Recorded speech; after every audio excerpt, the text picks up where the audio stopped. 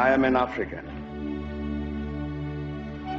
I owe my being to the hills and the valleys, the mountains and the glades, the rivers, the deserts, the trees, the flowers, the seas, and the ever-changing seasons that define the face of our native land.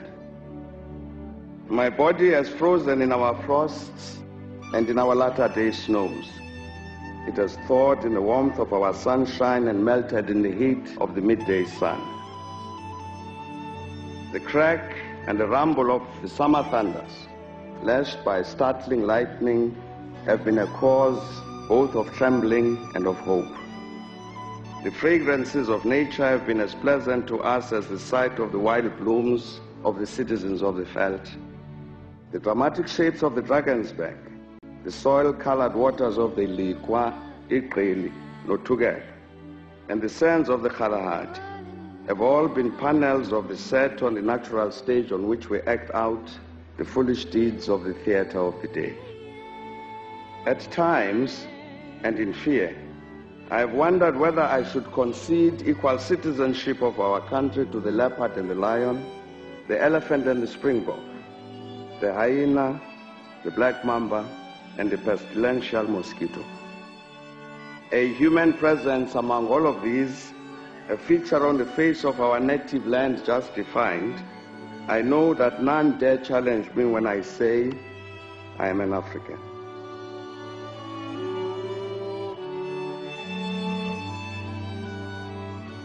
I am the grandchild of the warrior men and women that in Kukuni land. Patriots at Tetwayo and Mpepu took to battle. The soldiers Mushweshwe and Ngumunyane taught never to dishonor the cause of freedom. I am the child of Nongause.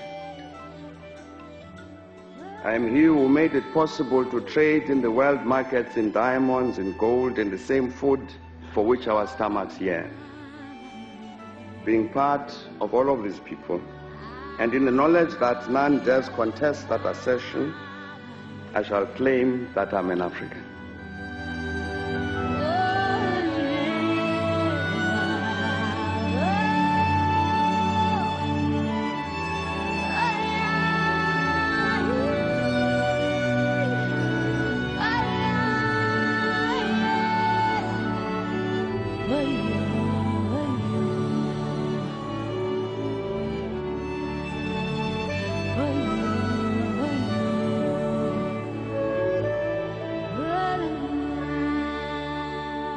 Today, it feels good to be an African.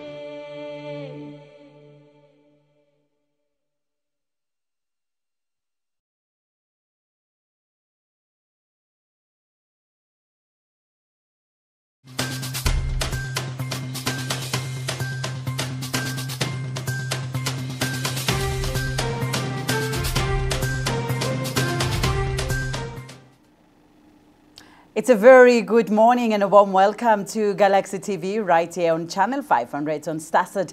This is Pan-African Morning. My name is Sisanda Nomusaga Qabekuto. Of course, I'm not alone. I'm always with the Queen, the Pan-African Queen, Queen Palisa Mochumunyane. How are you, Palisa? I'm wonderful, Sisanda. I'm so excited. This is our second day broadcasting live right here in South Africa. Yes. So yes, you are watching us on the Pan-African Morning right here on Galaxy Universal Network. It is really awesome. Yesterday we had an action-packed day. We had a lot of guests coming in.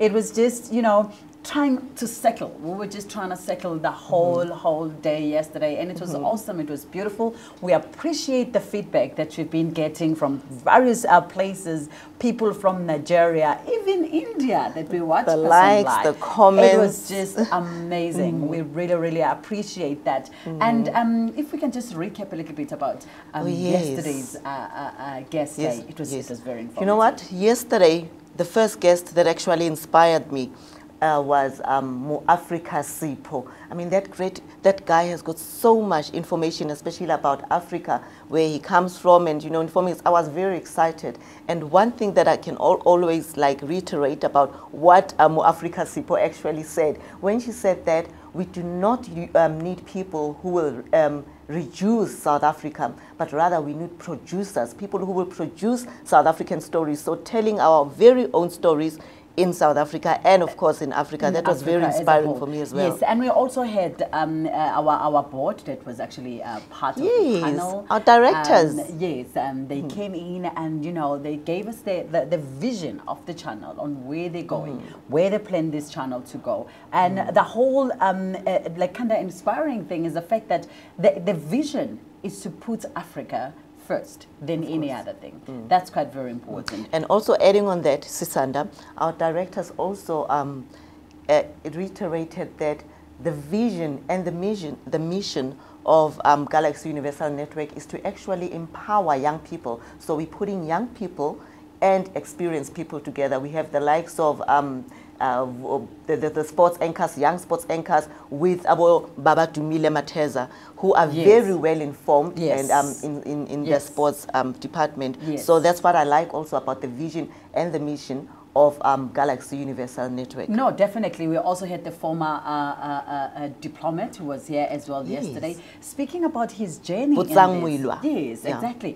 He was speaking about his journey as to how far he's gone and this platform, what it means to him. So it's just quite very much amazing to know the support that we have from outside. I mean, our colleagues later on in the day, they continue to have very, very great guests and stuff like that. So it's very, very humbling to know that as a new kid in the block, we came in and we settled, and we've got the full support of our African continent, and we know that we'll be here to tell the African stories. So, yes. Okay, I was just saying, just before we go on a short break, the other inspiring interview that we had was at night with our new anchor, our news anchor, Audrey Chimwanda, with the very intellect and what's his name? I think Bishop Maponga. Yes, Bishop Maponga. Yes, he's an Africanist, if I could call him Africanist, that. yes. You know, that was a very inspiring interview. I'm sure that we will be repeating it.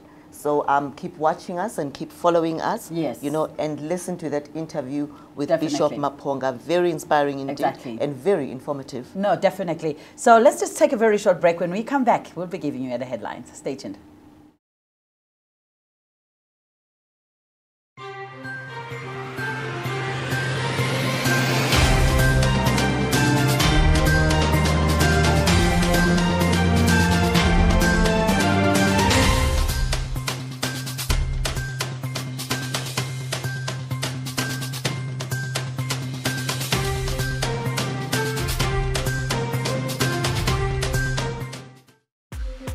Challenge your ordinary. Experience the extraordinary. Not only the government, the municipality here has had no plan. Now, I believe that my peace is my most valuable asset. Absolutely beautiful! This is exactly what I was looking for! DJ Khaled! It is a day to celebrate. We're ready for action. I like it when it's nice and soft. Yeah, that is nice. How was it like growing up in Nigeria? Yes, sir, you know what it is. Feeling is there that, you're doing something special. Stop being so dramatic, Mira. You should just be what you want to be.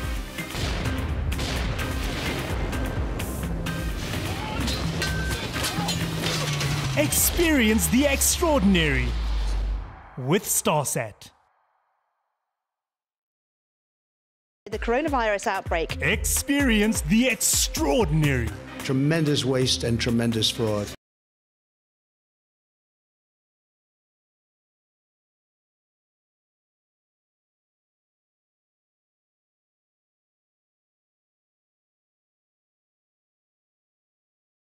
Has had no plan.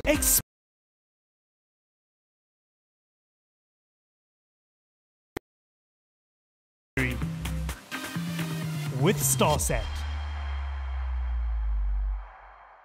For unbiased, uncensored news updates, rely on Galaxy News. We are fearless, zero favor and zero fiction. We are the bridge that connects you from the rural to the urban. From Times Square to Mary Fitzgerald Square, we're sure to give you the hottest stories from all four corners of the globe. Bringing the latest news on business trends at the speed of light and transporting you to a world unseen. Now so we come fly, go enter Lagos. The Zanga, inside Zanga for Lagos. From the boardroom to the fan park and to the field. Op ons kanaal nuus wat jou sal skok en verras. Sources at the ranks, banks, and all places buzzing with action. Sports, business, politics, your entertainment, fashion trends. We're talking of breaking news, exclusive, and certainly the hottest stories in town. For Galaxy News, I am Vuyo Mgwelo. Now maybe this your boy Osilama Otono. Itabakheng Khatlo from Galaxy News. I am Katla Mukhampanyane from Galaxy News. I am Tusanda Nomosaka Kwabe Kuto for Galaxy UN.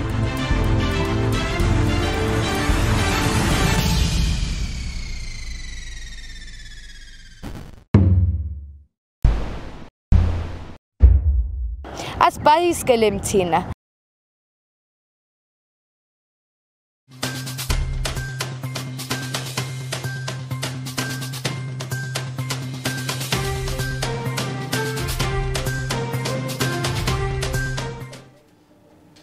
Welcome back again. If you have just joined us, this is Pan African Morning. My name is Sanda Nomosaka Kwabe Kuto. Now let's give you the headlines. South Africa's coronavirus deaths surpasses 700 mark overnight, and Treasury has warned that the COVID-19 pandemic could lead to massive job losses, and consumers should brace themselves for the hikes in the price of petrol, diesel and paraffin. And the Department of Public Enterprises rejects reports that it had agreed to fund the restructuring of South African Airways. And USA President Donald Trump threatens to deploy the military to halt violent protests across the major cities. Now let's look at the first top story. South Africa's coronavirus-related deaths have now surpassed 700 as the country enters the level 3 phase in lockdown to open up the economy. The 22 new reported fatalities, all in the Western Cape, the number which brings the total COVID-19 death toll to 705 nationally. The Western Cape remains the pandemic's epicenter with 22,567 cases, followed by Gauteng at 4,231 and the Eastern Cape with 4,111 fatalities. The figures are based on the total of 742,742 tests conducted in the past 24 hours reporting period. According to the Health Ministry, there has been a total of 17,291 recoveries after visiting 4 of the Western Cape's COVID-19 filled hospitals and self-quarantine facilities yesterday. Health Minister Dr. Zweli Mkhize said that he was impressed and encouraged at how the provincial government has been preparing for COVID-19 peak expected between the months of July and August. The 860 beds are ready for occupation, and this site is the same. And I've also already been to Khayelitsha, where the sports field, the sports complex center has been converted. In this case here, we've got the warehouse that has been converted, and therefore it's able to give us 338 beds. Now, this is very innovative in the way that it's been done. And what we have also been impressed with is the speed of response, because we now need to finish our beds quicker than we initially thought we would need them.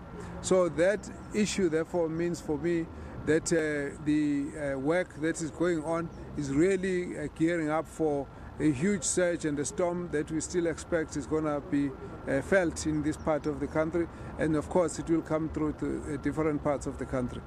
Now, having gone through all of these areas, what has also been important is to view some of the areas for quarantine beds. We went to an old mutual building which has been converted. The minister also further stated the following. And therefore we've gone all the way out to transform the various stadia, the exhibition center and so on. But what we have noticed is that it looks like the surge is coming a bit quicker than the completion of the beds, which means that we have more patients than the beds. Some of the beds are going to come on stream during next week, and so we now need beds at this point. So we've actually also agreed that there has been a standing arrangement of cooperation with the public and the private sector. So we will make use of some of the private beds from private hospitals. There's all sorts of ongoing discussions so that there'll never be This is a situation where we run short of beds in the public sector, whereas the private of. Meanwhile, the World Health Organization has once again heaped praise on South Africa's approach in easing the nationwide lockdown, citing the increased screening and testing as major contributors towards government success in ensuring that there is significant achievement in containing the rapid spread of the coronavirus. Judgment has been reserved in a court application by opposition Democratic Alliance against government use of Black economic empowerment criteria to determine who gets funding for COVID-19 aid schemes. The DA has brought the court's application to the Gauteng High Court to urge that the race should not be used to determining who gets aid from the government. In response to the DA's application, Small Business Development Department urged that race, gender they argued that race, gender and disabilities are recognized indicators of past and present disadvantage. Justice Dunstan Lambo has reserved judgment. As the level 3 lockdown kicked in yesterday, dozens of people were spotted in various cities and the local cities across the country, forming long queues to buy liquor and beverages. This follows almost 9 weeks ban of the sale of alcohol. The alcohol ban was introduced to enable the police and hospitals to focus more on attending to coronavirus cases. According to new regulations, liquor sales will be permitted from 9 a.m. in the morning until 1700 in the afternoon from Monday to Thursdays. In anticipation of the bulk buying of liquor products, government has ordered liquor outlets and taverns to self-regulate by, amongst others, limiting the quality of liquor available for the sale and to promote responsible consumption. This is how some of the liquor consumers reacted to the opening of the liquor retail stores yesterday.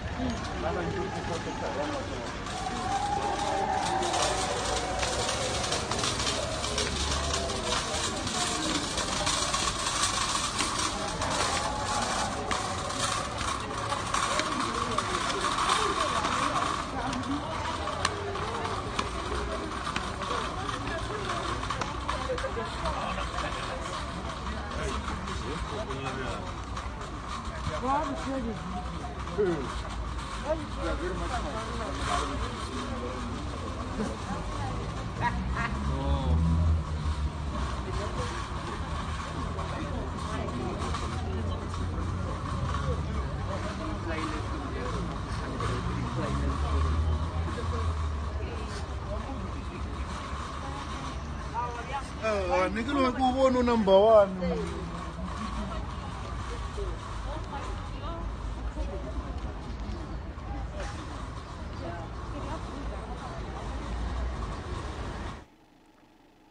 I mean, you can see their excitement on people's faces. Palisa, it was just a very, very funny day. I can imagine that you see that people are actually very, very excited when they were told that alcohol is banned.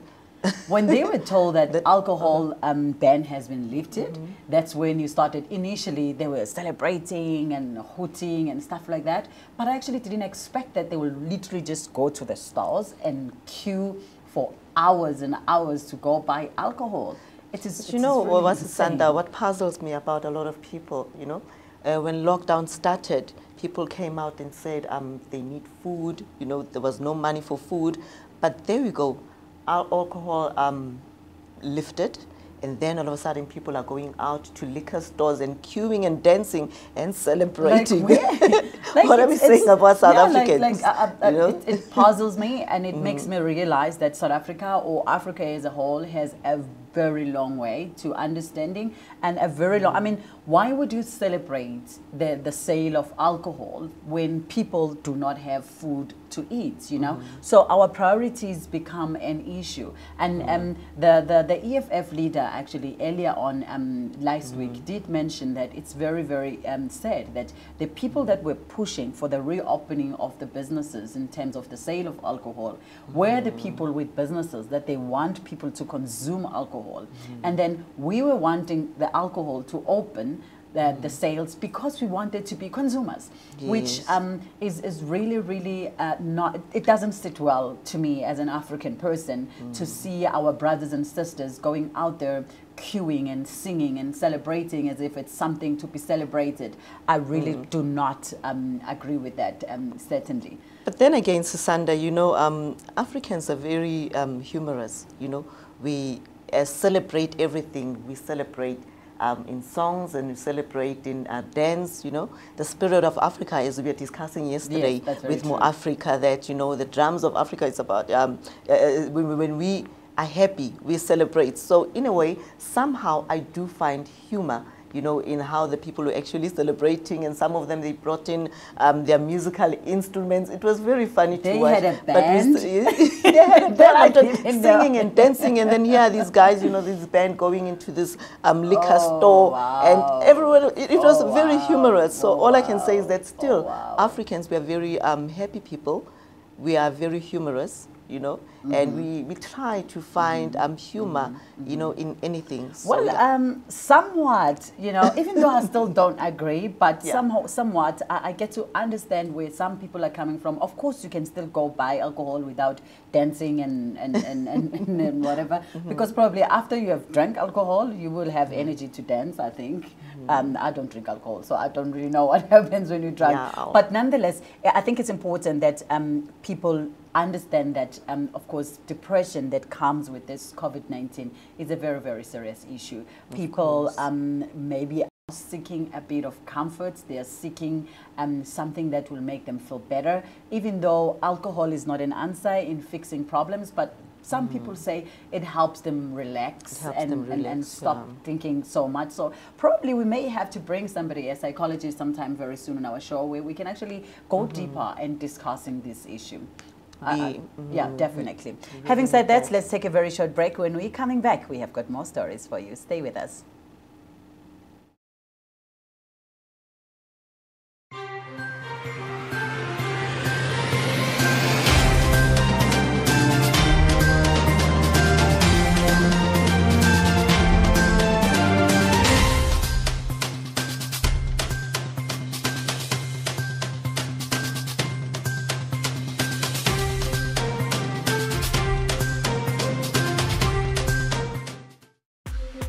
Challenge your ordinary. Experience the extraordinary. Not only the government, the municipality here has had no plan. Now, I believe that my peace is my most valuable asset. Absolutely beautiful! This is exactly what I was looking for! DJ Khaled! It is a day to celebrate. We're ready for action. I like it when it's nice and soft. Yeah, that is nice. How was it like growing up in Nigeria? Yes, sir, you know what it is. Feeling is there that, you know, you're doing something special. Stop being so dramatic, Mira. You should just be what you want to be.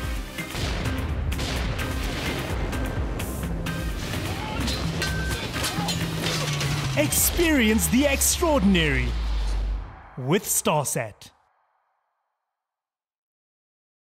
The coronavirus outbreak. Experience the extraordinary. Tremendous waste and tremendous fraud. Mexico is, in fact, you will soon find out. It is a day to celebrate. We don't approve at all what's going on. Well, I don't know if it's necessarily unusual. Challenge your ordinary. Not only the government, the municipality here has had no plan. Experience the extraordinary with StarSat. For unbiased, uncensored news updates, rely on Galaxy News. We are fearless, zero favor and zero fiction. We are the bridge that connects you from the rural to the urban. From Times Square to Mary Fitzgerald Square, we're sure to give you the hottest stories from all four corners of the globe. Bringing the latest news on business trends at the speed of light and transporting you to a world unseen. Now so we come fly, go enter Lagos. The Zanga, inside Zanga for Lagos. From the boardroom to the fan park and to the field. Op ons kanaal nuus wat jou sal skok en verras. Sources at the ranks, banks and all places buzzing with action. Sports, business, politics, your entertainment, fashion trends. We're talking of breaking news, exclusive and certainly the hottest stories in town. For Galaxy News, I am Vuyo Mgwelo. Now maybe this your boy, Osilama Otono. Itabakheng Katla from Galaxy News. I am Katla Mkhambanyane from Galaxy News. I am Tusanda Nomosaka Kwabe Kuto for Galaxy UN.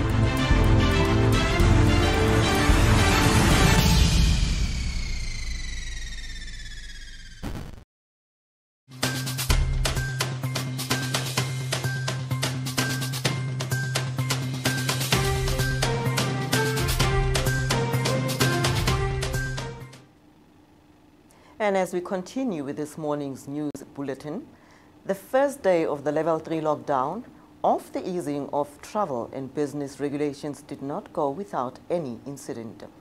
With the lockdown curfew lifted, there was increased traffic in several major urban centers, including in Gauteng province. In Johannesburg, there was a major accident in one of the R55 on the Olivenhout Post, in which a taxi collided with an incoming car last night. The accident did not result in fatalities, but left some people injured. The chilling incident was captured by our senior anchor, Sisanda Ngwabe Kuto. Name Puti and tell us what happened. Okay, my name is Lakim Tombe. What happened is, what I saw, the brown car, which is a cleaner, right in front of us here, yes? Yes, was going to the south direction. Yes. Which is going to on R55. Yes. Therefore, the taxi that is behind us, which knocked him off from the back. Yes, it rear-ended him. Yeah. Was driving to the north also, but speeding, going on in the middle of the lanes. Yes. 2 lanes. Yes. And by the time he wanted to go back to the lane, because of we were all coming on the oncoming, then he knocked off the brown car from the back. And then which caused the other taxi at the back of this one to collide from the back of the taxi. Okay, so that's exactly what happened. The guy in there, he was driving right on his way. He was driving on the right path for his lane. So the taxi that actually caused the accident is actually this one. Yes. Okay, okay. Thank you so much. On that accident scene, we do apologize because the accident did not happen in Johannesburg, but rather it happened in Pretoria. So it actually happened in Midrand, just before Pretoria. And as we continue with this morning's bulletin, the impact of the coronavirus could lead to about 690,000 job losses. And according to the National Treasury, the pandemic could also cost the economy an estimated 1.7 million rands. Sectors that will be mostly affected are manufacturing, construction, trade, catering, and accommodation, including financial and business services. And during the last global recession in 2008, South Africa lost 1 million jobs. At a briefing to members of the South African National Editors Forum on Sunday, President Cyril Ramaphosa said that COVID-19 has presented an opportunity to restructure the economy to be one in which is more inclusive and addresses issues in society such as poverty and inequality. The price of both grades of petrol will increase and expected to increase by midnight today. Now this will see the petrol increase by 1 rand 18 cents per litre, and diesel will increase by 22 cents and illuminating paraffin by 40 cents a litre. The Central Energy Fund says that the average international price for petrol, diesel and illuminating paraffin increased during the period of under review due to the plummeting of price caused by halt in a global economic activity during the coronavirus pandemic. The Department of Public Enterprise has denied media reports that it had agreed to fund the restructuring of the embattled national airline, the South African Airways.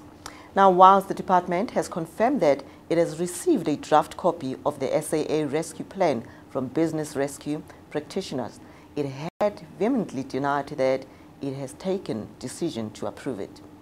And according to a leaked report, government has agreed to provisionally allocate at least 2 billion rands to the embattled national carrier South African Airways.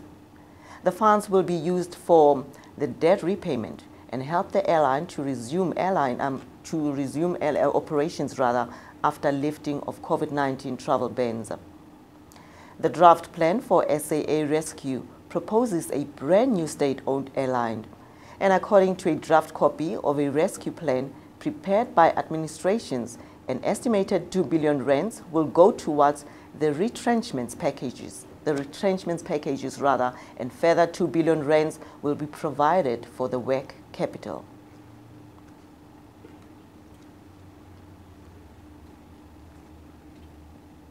And on our international news, President Donald Trump has threatened to deploy the military to quell violence that had gripped major cities. The mass demonstrations were sparked by death in police custody of George Floyd, an unarmed black man who died last week on Monday, and what many believe is a racial murder. This follows an incident captured in videos in which a white policeman officer knelt over Floyd's neck for a period of about 9 minutes as the black man pleaded, "I can't breathe, I can't breathe." The police officer has since been arrested and charged with third-degree murder and manslaughter.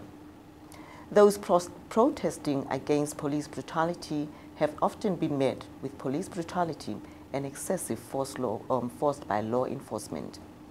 Videos have shown police targeting angry but peaceful protesters with tear gas.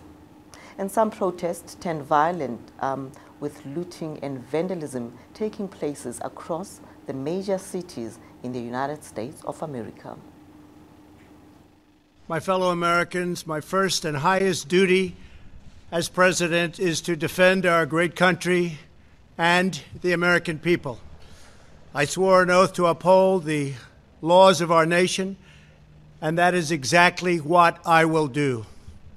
All Americans were rightly sickened and revolted by the brutal death of George Floyd. My administration is fully committed that for George and his family, justice will be served. He will not have died in vain. But we cannot allow the righteous cries and peaceful protesters to be drowned out by an angry mob. The biggest victims of the rioting are peace-loving citizens in our poorest communities. And as their president, I will fight to keep them safe. I am your president of law and order and an ally of all peaceful protesters. But in recent days, our nation has been... This has prompted in President Trump deploying the military unless the state government halt violence protests.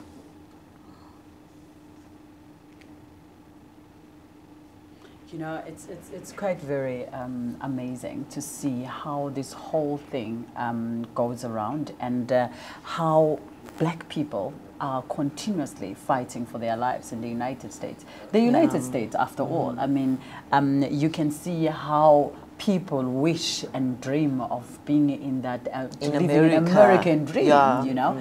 But it is turning out to be not what American dream needs to be like, especially for African American people. It's quite very sad. But you know what puzzles me, Sisanda, is that up to so far, we've never correspondence or, you know, from the United States. Trump is quiet on this matter. Trump is always on Twitter, but then this time no tweets from the United States government or from Trump, you know, especially about the matter where a white police officer... He's actually saying he would send more now she wants to send security, not only security, soldiers. Not to protect the black people, but rather to fight against the black people. So it's quite very obvious on where they're taking their stand. I mean, it's very and insane. People have got the right to voice out, their frustrations. People are saying enough is enough. They're actually frustrated because it's not the first time that this happened in America, where you find that white policemen are actually killing and murdering, black people. So black people are actually saying we are frustrated, we are tired. You calling us now? They are calling black people looters, but yet one of the social media videos, one lady came out to say, but we are not looters. You are the ones that are looting us because you are killing our black brothers and sisters. Definitely. When you're looking into it in a way that you're trying to find out, you're trying to understand. I'm always trying to understand as to why American police officers respond in a manner in which they respond during these incidents. And it has actually even created a narrative to the white people in America when they say that if I want to voice out something or if I want to fight against a black person, I'm going to call the police. The recent incident of a lady that was screaming and saying, there's a black man busy taking photos of me. Like, really, would you call the police because somebody is taking a photo of you? It's very much insane. But having said that, I would also want us to look into the rate of crimes and stuff like that and see who are the people that mostly commit those crimes, not to justify, of course, the fact that the killing of the black people is not correct, but you also need to look into that, what really, except racist driven police, what exactly really triggers these people to do what the police to act in a manner that they're acting on? I actually saw another video. Are we saying that it's black people that are actually committing crime more than white people? Well, the statistics, I would like to believe that somehow it's not just that they create more crime. I think maybe the police, they catch them easier. They catch more black people. Because, the statistics shows that the jails are more crowded with African Americans in American jails, other than the white people. But in America, going to jail, it's something that happens like this. Almost every, like 1 out of 4 people or 1 out of 5 people has been to jail. When you catch people in America, it's very much easy, and that's why they are a system. For me, it just doesn't work. Why would you? There's no situation where people can talk things out. No situation. When the police catches you, they take you to jail. Guilty until proven innocent. It's the other way around. And it becomes one more black man in jail. But Sisanda, still with this story developing in America, I also saw on social media something that really touched me, that was close to my heart. Now the white community in America, a whole lot of them, they came together, they marched towards the black community and they started kneeling down and asking for forgiveness. That was very heartbreaking, because they were joined by also white policemen to say, guys, forgive us for the sins that our forefathers caused, and also us. So it was very inspiring indeed, and very touching for white people or white Americans, coming just to definitely. It's actually one step forward. If they can do something, then it shows that there are at least people that actually disagree with that. Having that said, let's take a very short break, and when we come back, we've got more stories for you. Stay with us. Stay tuned.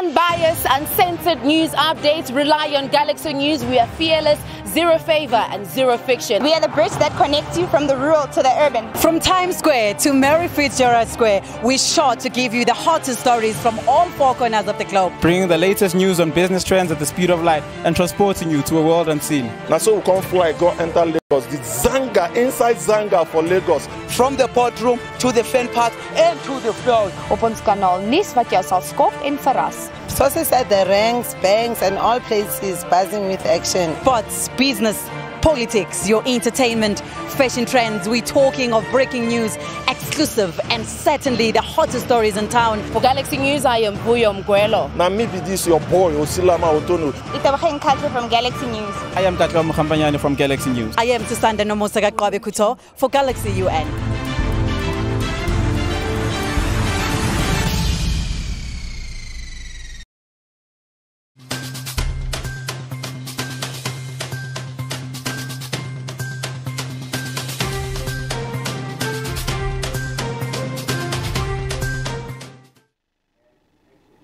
Hi, so if you've just joined us, you are still watching us right here on the Pan-African Morning. This is channel 500 on StarSat Decoder. And of course, I am still with my co-host, Sisanda Ngwabe Kuto. You know, as she's always saying, Malisa, I'm Kuto without a D. And also, so I hope Kwabe with the Q.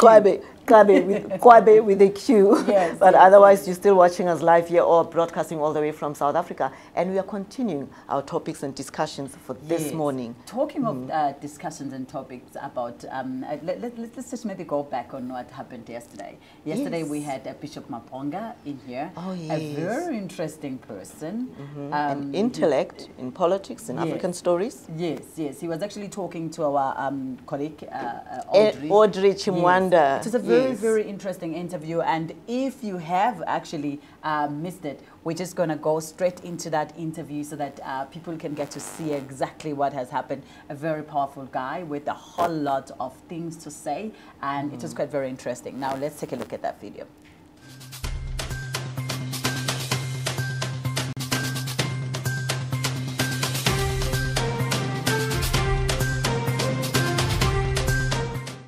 When you look at the impact to the person, to the community, and all around you, and we don't think like that as Africans. Immediately when we become educated, we become qualified fools because our minds are so academically and career-driven. Education gives you a chair. Morality gives you the existence there and longevity. And we don't think in a holistic fashion. That's what I'm trying to say. And I'm glad that it's coming from you, Bishop, because you are, for those that know you, like myself, you're a very learned man. And yet you're very centered in your Africanism and in your blackness, if we can call it that. Let's call it melanin. Melanin, and you have you have a lot of that, as you were alluding to before the show started, wanting the lights to be on, which is always a good thing. But trying to merge that and be centered to be able to, I know of a lot of young people who have gone to Model C schools, but they also have a calling. They say they have a calling. You know, it comes in their dreams that they have to ukutwala, you know, things like that. While they remain very modern in their lifestyle, but they also are very respectful and recognize that spiritual side of their self. Isn't that a push and pull effect? Mystery. It's not a mystery, madam. Okay. You have that thing that follows you every day. We call it a shadow. When I was young, I tried to run away from it for quite some time until my grandmother sat down with me and said, man, get used to this time. And every time when you go to bed, you and your shadow are in the same height. And then you move into the land of the dreams, the land of visions, the land of the spirit. It's not even some people. We all are spiritual. We all dream. We all have premonitions. We all have deja vus. We all have the gut feeling. The business is right. The contract is right. You look at the contract, you look at this person, and something in your spirit simply says, something isn't right here. What do you call that? What do you call that? So it's not just a few people. To some certain people, it might be accelerated and might have slightly more of that. But we are all spiritual. And the fact that Christianity, in its nobleness, has not been able to interpret, understand, and assist those who have these gifts, as it were. Some dream herbs. You're sleeping at night and you dream a herb. You identify the herb, few hours later the person who is sick is walking to the yard. And you're giving them. So even the concept of medicine in the African space, people actually have these dreams and have a gift of premonition to be able to be shown something before it happens. By the time it happens, they activate that. Now, and there's nothing evil about that. Christianity immediately looks at that and says, what is evil about it? Peter was sleeping in his bed, and while he was sleeping, He dreamt of a big basket full of animals. And the Lord says, slaughter and eat. No, I cannot eat it. That is dead. Don't call it what I've created dirty. Immediately when he woke up, the people of Macedonia come and say, please come and preach to us. So what he received was a premonition for what was going to be happening a few moments later. And you read throughout the whole Bible. The Bible is infested with dreams and visions from Joseph to Nebuchadnezzar to Daniel to Isaiah to Ezekiel. Even the three wise men who came to see Christ at his birth, in their dreams, an angel visited them and told them, don't go back home the same way. So how do we now come to accept the biblical text, which is saturated with such content of visions and dreams? But the people who believe in this Christianity must de-associate themselves totally from the very context, content, and the machinery that puts down the biblical text together. Hence, I'm saying it's schizophrenic. It's nice to read about it. When it comes to applying it, it does not apply to you. But does it become different, Bishop, if the person that you're dreaming about is somebody that has passed away, that is telling you to do certain things or giving you some kind of advice? You want me to shock you? Please do. Now, I was brought up by my grandfather. Yes. From zero to the time when I was 5, 6, 10 years old. And I came back to meet him up when I was 13, 15, 16. Basically, I grew up under his feet. Now, when my grandfather passes away, sometimes I dream and my grandfather is sitting next to my bed and he's talking to me. What do I say? A demon is talking to me. Now, if my grandfather is a demon because he has passed away, and if an African ancestor is a demon after passing away, the question is, so what are you before you die? If your forefathers are demons, then why is it we call on Abraham, we call on Isaac, and we call on Jacob? Are they still alive? With the same pen that you underline by calling on the gods of the forefathers of the Jews that have gone past, why are you afraid of calling on the God of Michena, the God of Nokwara, the God of Maponga, the God of Mnyuki, who is the son of Cush, who is the son of Noah, who is the son of Methuselah, who is the son of Enoch, who is the son of Seth, who is the son of Adam, who is the son of God? Right.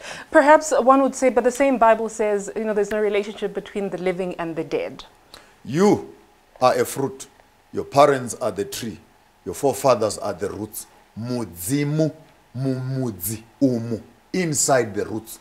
Identifying your roots is not demonic. That's why Matthew chapter 1 dedicates the whole chapter in giving us a genealogy of a man called Jesus, son of Joseph, son of Solomon, son of David, son of Jesse, son of Perez, son of Abraham.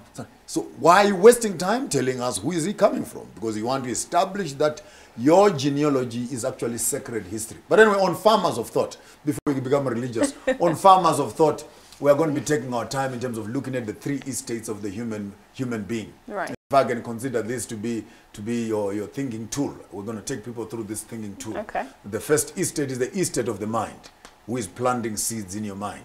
The next estate is the one that hangs between your legs. Who is planting between your legs and what posterity and children are you producing? The last estate is the one that is underneath your feet.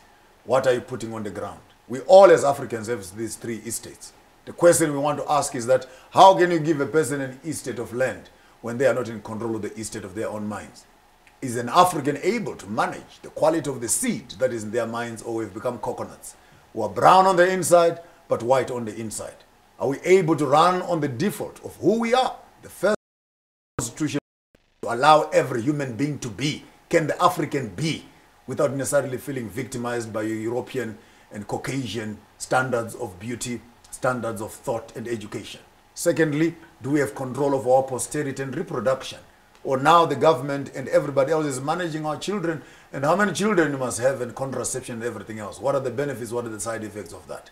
And finally, land is equivalent to our women. I can sleep with my wife once a week or once a month or once a year. It's none of your business. As equivalent is my land, so is my wife. And if I cannot make the land pregnant, it's illegal to make my wife pregnant. For the first wife is my land, and the second wife is the two-legged one. So I have 4 daughters. Before you come to my house to look for my daughter in marriage, I want to find out if you have made any piece of ground pregnant. I second that. But just off, you know, the issue of land is a very topic here in Africa. We saw what happened next door in Zimbabwe with the land reform. Which is a good thing, by the way. Which is a good thing. Okay. I'm here to protect that. Okay. It's a good thing. All right. If your husband is not sleeping with you, and I'm your neighbor, none of my business as to whether he is able to do so. Our land is equivalent to our women. Okay. We So the need- question of people that say you want the land here in South Africa, what do you want to do with it? Oh, do you have any interesting. plans for it? Is that a good question to ask? The question is so beautiful, but it's a question being asked by fools. Yes. Because a Well, fool, I'm not saying yes, yes, but a okay. fool does not know that land is surety in the bank. Land is a guarantee for the loan. There is only one real estate, and that is land. The rest are liquid estates. So if you don't understand what land is, you don't understand what banking is, you don't understand what insurance is. What makes a white boy walk up to the bank and get a 10 million rand loan is not his complexion, but he's got surety on a piece of land that is viable, which he can use as guarantee to access loans. Now, when Africans go to the bank, they're looking for money for houses and for cars, which is poverty. The real money which we must access is for business and development, and the only guarantee that the bank will accept, it is the estate of land. And when land is in black hands, we can access business money. Bishop, you spoke of the Constitution and a lot of our governance and how we govern our countries and our states. We've borrowed from overseas, you know, from the United Kingdom. Do you think that is working in Africa, or do we need to find our own way of governance, of how we are going lead to have a full show on the Mm-hmm. issues of governance, like break. Because does it not then tie down to the issue of land and how we get to own our own land? The country we are living in is being managed by foreigners who have put a surrogate government and given them an instrument of management so that the colonialist does not need to be in power. But as long as his constitution is in power, whoever is managing that country is obliged to follow the rules that has been set up by the foreigner. So here we are as Africans being run by the Roman Dutch law. The question is, why don't we have Roman and Dutch passports if we are being run by the Roman and Dutch? But now you understand that the colonialism is able to put a false system, a surrogate system. Then you can put puppet governments that manage the business for you while you are in absence. So right now what you have, politics and churches are an entertainment for the poor. And we have a lot of churches that want to open right now. More than hospitals and schools. Under COVID. You spoke about wanting to defend what happened in Zimbabwe with the land reform, another very controversial topic, how it was implemented. The late President Robert Mugabe, before he died, perhaps alluded to the fact that they could have done things differently. Would you agree to that? I personally... Or are you just saying, look, what people do with land is up to them and how it's done, it's... I'll share with you a totally different picture that will shock you. When you talk about land in Zimbabwe, we're not talking about 1 hectare. We're not talking about 2 hectares. When you're driving out of Masvingo towards Chiredzi, just after you pass, Ngundu, you find that from Ngundu right up into halfway towards, towards Mkwasini, almost like 150 kilometers. One big farm sitting there belonging to Mr. Maware. 150 square kilometers with one house that is Maware's house. And including the people that are living there are living on his land. Because the colonialists after World War II, the British soldiers were given a horse, jump on your horse, run in that direction. When you get tired, put a stone. Wake up the following morning, run in that other direction, put a stone. Now everything that is there, including the people that are there, they are yours. I lived in London for 5 years. You can buy your house. When you are tired of Britain, take your house and go back. The land remains belonging to the Queen. But when these colonialists come to Africa, they want to own the house, they want to own the air, they want to own what's under the ground, they want to own the neighbors and stuff like that. We're saying that is illegal. What Mugabe did, in the short term, it affected our economy. But in the long term, if we are able to maximize on the usage of that land, mining is in the land, water is in the land, agriculture is in the land, housing is in the land, and without land, we don't have a conversation at all. There's only one ministry we need in government, and that's the Minister of Land. And we went to war, not to share toilets with whites. We can build our own toilets. We went to war because we want access to our land so that our placentas that were buried in the ground can be connected with the land from which we have come from. The discussion continues here in South Africa, the issue of land. You know, it's made vociferous here and there sometimes. You know, it's a bit quiet. Of course, now with what's happening, people are not really talking about it. Some say there's a lot of land that people can claim, but why do they want land that other people already have? Let's cut it short. Yes. We don't want land. We want productive land. Please underline that's where I'm. You cannot tell me that blacks are being put in quarantine in Kuruman, where there's no water, where there's no good weather and everything else, and say there's lots of land there. We want fertile land which can be used for agriculture, and we want that land in black hands so that we can control what we're eating. Right now, South Africa is eating genetically modified foods because a group of Europeans are managing those lands and feeding Africans on plastic foods. We don't have control over what we eat right now. Everything that is lying in the supermarkets is being managed by a group of cronies who decide what they want to do, by the way. And remember, if you are smart enough, that you can use agriculture as a weapon of mass destruction, both for sterilization and other criminal activities that can happen on the food cycle. And until an African can feed themselves, they are truly not free. Let's take that thought across the continent, Bishop. Which other countries have been able to own their own land, you know, to make it belong to the natives of the land? You will not own land and not offend the international community. So it hasn't happened across the continent. Nobody has been successful. In spasms. It has happened in spasms. Okay. But whatever it has happened, Mozambique, for example, they filled up their canals with concrete and cement because they were angry, they were going back away. In Congo, they are spoiling and putting cyanide in Congo water. People are dying down the river. In Kenya, the Mau Mau War had been fought. In Tanzania, the Chama Cha Mapinduzi. In Zimbabwe, it was Chimurenga. In South Africa, Umkhonto we Sizwe. Why is it that the African must fight for his land? We have never gone to Europe to fight for European land. For crying out loud. Remember a group of Africans toy-toying in Benin, in Luxembourg, or in Frankfurt, fighting over European land. Why must the African fight for his own land and there must be a rule of law? Constitution says. How come the Constitution only applies to the African? Why can't the Constitution apply to America? What was taken without land must be taken back without land. The slaves that were taken without passports, they must be returned without passports. You cannot tell me the rule of law when it is convenient for you. And we have leaders that seem to be very cordial and, you know, that decided to make peace with the colonialists. And they say, you know, some of a relationship should still be kept. Do you think that's what has cost us?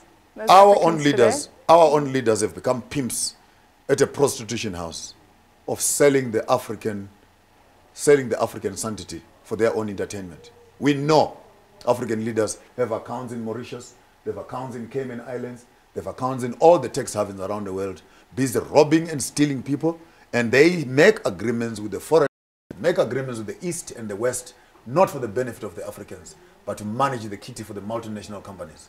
And I say shame on African presidents who can be sitting around African countries and they consider the budgets of our own countries as if they are their own personal budgets. Relatives and cousins and nepotisms and corruption is running everywhere. Because when you elect an African president, he cannot deal with power and sharing responsibilities and sharing profits with these fellow communities. All you know is how to make 65 cars, 25 in front, 22 at the back, with motorcades and everything else. How do you want to be protected from the people who elected you into power? Bishop.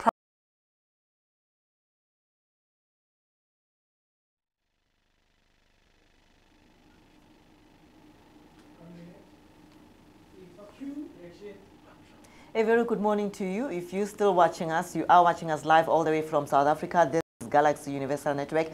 And yes, this is our Pan-African morning show. And of course, the discussion continues with my co-host here, Sisanda. There's been a whole lot of issues, you know, on Twitter. Twitter is trending. But before we get into that story, into what's happening and what's trending on Twitter, Sisanda, last night we had a conversation with Bishop Maponga, and our co-host, our new anchor, Audrey Chimwanda, was actually discussing and having a talk with Bishop Maponga. Can we discuss more on that?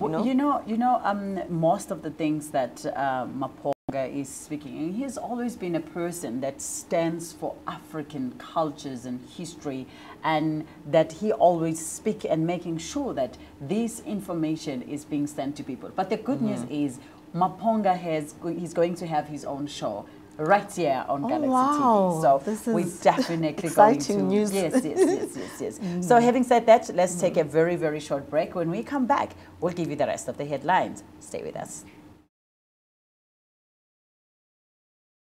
For unbiased, uncensored news updates, rely on Galaxy News. We are fearless, zero favor and zero fiction. We are the bridge that connects you from the rural to the urban. From Times Square to Mary Fitzgerald Square, we're sure to give you the hottest stories from all four corners of the globe. Bringing the latest news on business trends at the speed of light and transporting you to a world unseen. Now so we come fly, go enter Lagos. The Zanga, inside Zanga for Lagos. From the boardroom to the fan park and to the field. Op ons kanaal nuus wat jou sal skok en verras. Sources at the ranks, banks and all places buzzing with action. Sports, business, politics, your entertainment, fashion trends. We're talking of breaking news, exclusive and certainly the hottest stories in town. For Galaxy News, I am Vuyo Mgwelo. Now maybe this your boy, Osilama Otono. Itabakheng Khatlo from Galaxy News. I am Katla Mukhampanyane from Galaxy News. I am Tusanda Nomosaka Kwabe Kuto for Galaxy UN.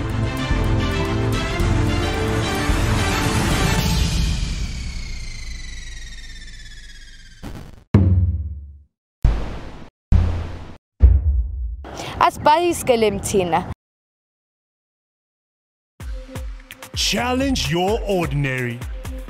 Experience the extraordinary. Not only the government, the municipality here has had no plan. Now, I believe that my peace is my most valuable asset. Absolutely beautiful! This is exactly what I was looking for! DJ Khaled! It is a day to celebrate. We're ready for action. I like it when it's nice and soft. Yeah, that is nice. How was it like growing up in Nigeria? Yes, sir, you know what it is. Feeling is there that, you're doing something special. Stop being so dramatic, Mira. You should just be what you want to be.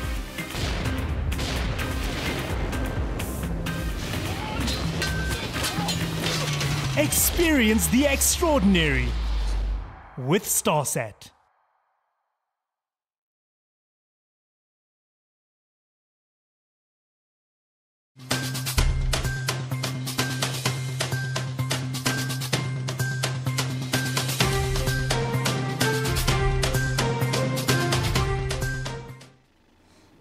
Welcome back again. If you have just joined us, we're still right here on Galaxy TV, channel 500 on StarSat, and this is Pan-African Morning.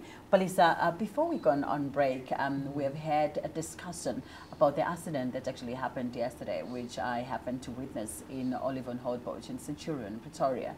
That accident actually made me realize, because one of the drivers also was under the influence of alcohol, just the very same day that the alcohol ban has been lifted, and we had such a very, very bad accident like that. 3 vehicles were involved in that accident, and of course this car was actually rear-ended by a taxi, and then it spun and went to be hit by another car coming from the oncoming traffic, and the driver was trapped inside. There was a child, which broke my heart the most, a child hand broken, It's just insane. And at the very same time, we've got people that are celebrating alcohol, and it's very painful to be a witness of such type of an incident. And you say, as you're saying, it's very unfortunate, and very heartbreaking as well, because this happened on the day that alcohol was actually unbanned. And when you talk about accidents, Sisanda, it's actually it's very close to my heart, because last year I also experienced the same thing, the very same incident that happened last night. I was also driving with my daughter, with my 9-year-old child inside my car, when a drunk driver came crashing, into my car. So when you're saying that in that accident last night that happened in Midrand, in Oliver Houtbosch, there was a child involved in it. It's actually very heartbreaking to say that we are actually suffering at the hands of drunk drivers. What like our society, like we're depending so much now on alcohol and putting people's lives at risk, all because of alcohol. Yes, yes, no, definitely. Now let's go to the high stories right now. when we look into the first top story, a gross misconduct complaint lodged against Western Cape Judge President John Hlophe has been set for the October 26th to the 30th in 2020. Hlophe is accused of trying to influence Constitutional Court judges in a case involving former President Jacob Zuma relating to the validity of searches during the arms deal investigating of the former President Jacob Zuma. The complaint was laid by the full Constitutional Court's bench after Hlophe allegedly approached Justice Bench Nkabinde and Christopher Jafta to improperly influence them in the case before the Apex Court. Hlophe also faces a gross misconduct complaint lodged against him by his deputy judge, President Practitia Goliath, in a 14-page affidavit in which she accused him of compromising the proper functioning of the Western Cape High Court. The World Health Organization has stated that there is no evidence that the coronavirus is getting any less potent. The WHO was countering a claim made by the Italian professor in the Lombardy who claimed that the coronavirus clinically no longer exists. This is the latest update from the World Health Organization daily media briefing. Study in a large number of patients that concluded that the risk of death is higher among COVID-19 patients who received hydroxychloroquine or chloroquine, either alone or in combination with a macrolide antibiotic, compared to those who did not. As you know, the Solidarity trial is governed by a steering group, and the executive committee met urgently to consider the implications and decided that while the Data Safety Monitoring Board is looking at the data from the trial, that it was safer to protect patients from any possible harm to actually temporarily suspend enrollment into the hydroxychloroquine arm of the Solidarity trial. So it was a temporary suspension. The Data Safety Monitoring Board is looking at our own data, and we should have that information within the next 24 hours or so to make a decision.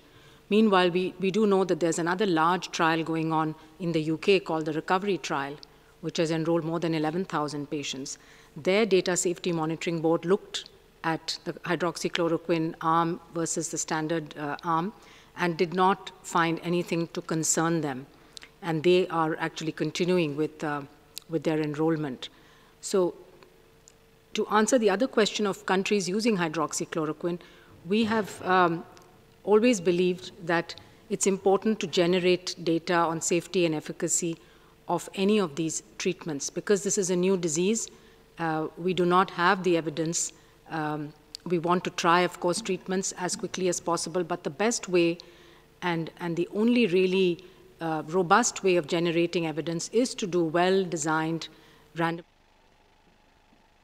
The former United States President Barack Obama has blamed the use of violence against protesters in the United States while praising the peaceful demonstrations taking place. Obama anchored all other lawmakers' calls for arguing that people's aspirations have to be translated into specific laws and institutional practices which will inform and also reform the law enforcement and treatment of the minorities.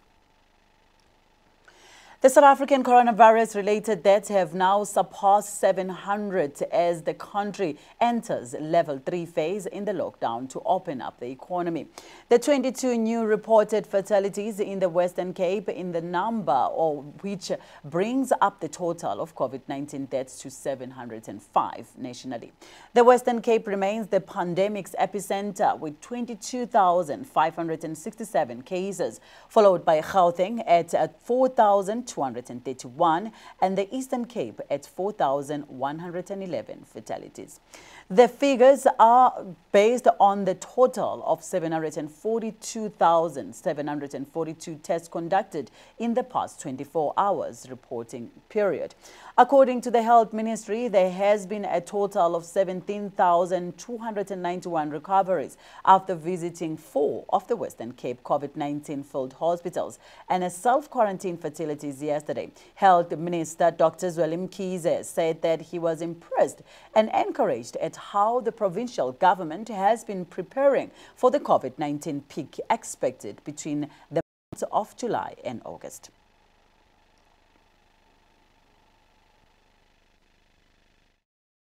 The 860 beds are ready for occupation, and this site is the same. And I've also already been to Khayelitsha, where the sports field, the sports complex center has been converted. In this case here, we've got the warehouse that has been converted, and therefore it's able to give us 338 beds. Now, this is very innovative in the way that it's been done, and what we have also been impressed with is the speed of response, because we now need to finish our beds quicker than we initially thought we would need them. So that issue therefore means for me that the work that is going on is really gearing up for a huge surge and a storm that we still expect is going to be felt in this part of the country, and of course it will come through to different parts of the country. Now, having gone through all of these areas, what has also been important is to view some of the areas for quarantine beds. We went to an old mutual building which has been converted now. Dr. Zweli Mkhize also added that for them to be able to fight against the COVID-19, they have converted various places to use them as the quarantine areas. And therefore we've gone all the way out to transform the various stadia, the exhibition center and so on. But what we have noticed is that it looks like the surge is coming a bit quicker than the completion of the beds, which means that we have more patients than the beds. Some of the beds are going to come on stream during next week, and so we now need beds at this point. So we've actually also agreed that there has been a standing arrangement of cooperation with the public and the private sector. So we will make use of some of the private beds from private hospitals. There's all sorts of ongoing discussions so that there'll never be a situation where we run short of beds in the public sector, whereas the private sector has already offered to work with. Meanwhile, the World Health Organization has once again heaped praise on South Africa's approach in the easing of the nationwide lockdown, citing the increased screening and testing as the major contributors towards government success in ensuring that there is significant achievement in containing the rapid spread of coronavirus.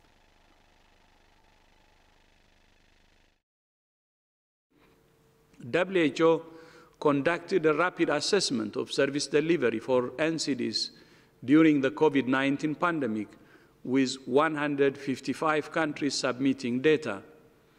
The results released today show that more than half of the countries surveyed have partially or completely disrupted services for treatment of hypertension, half for treatment of diabetes and related complications, and 42% for cancer treatment, and 31% for cardiovascular emergencies. Rehabilitation services have been disrupted in almost 2/3 of countries. The COVID-19 response must therefore be inclusive of the healthcare needs of people living with non-communicable diseases. One of the main causes of NCDs is tobacco. This year's WHO's World No Tobacco Day focused on reaching young people to educate them on tobacco industry tactics used to manipulate them into using deadly products that kill 8 million people every year. Even during this global pandemic, where we know tobacco puts users at a higher risk of severe disease and death, the tobacco and nicotine industry persist with their dangerous marketing tactics that aim to attract new users. Just as we continue to respond to well-known health threats like tobacco, we're also responding to one of the most urgent challenges of our time, the threat of antimicrobial resistance. I'm glad to say a record number of Judgment has been reserved in the court's application by the opposition Democratic Alliance to fight against government of the use of black economic empowerment criteria to determine who gets funding for COVID-19 aid schemes. The DA has brought a court application to the Gauteng North High Court to urge that the race could not be used in determining who gets the aid from the government. In response to the DA's application, Small Business Development Department urged that race, gender and disability are not recognized indicators of the past and the present disadvantage.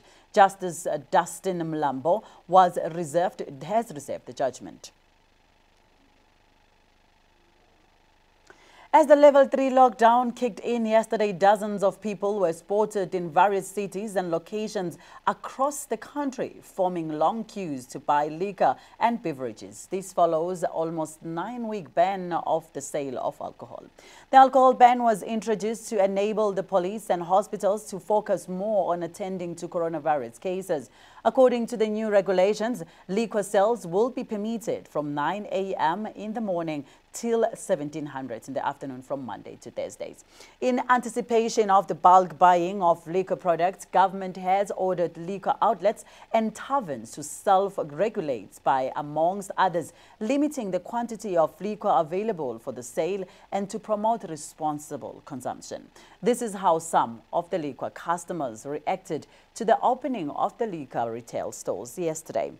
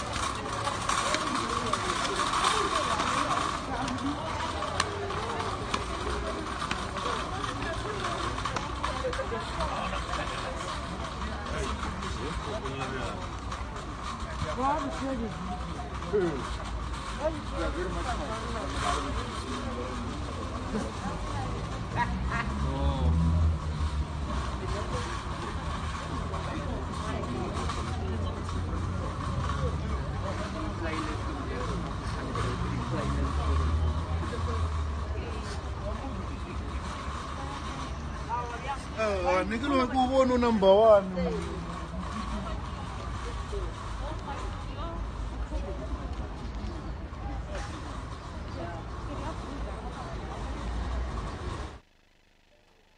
As you have seen, joy and happiness singing Baba Mnumzane Sivulele Singene. Having said that, let us go back to the short break, and when we come back, we'll be Ngenisa, Ubaba Dumile Mateza, and Balisa will take us through that interview. Stay with us.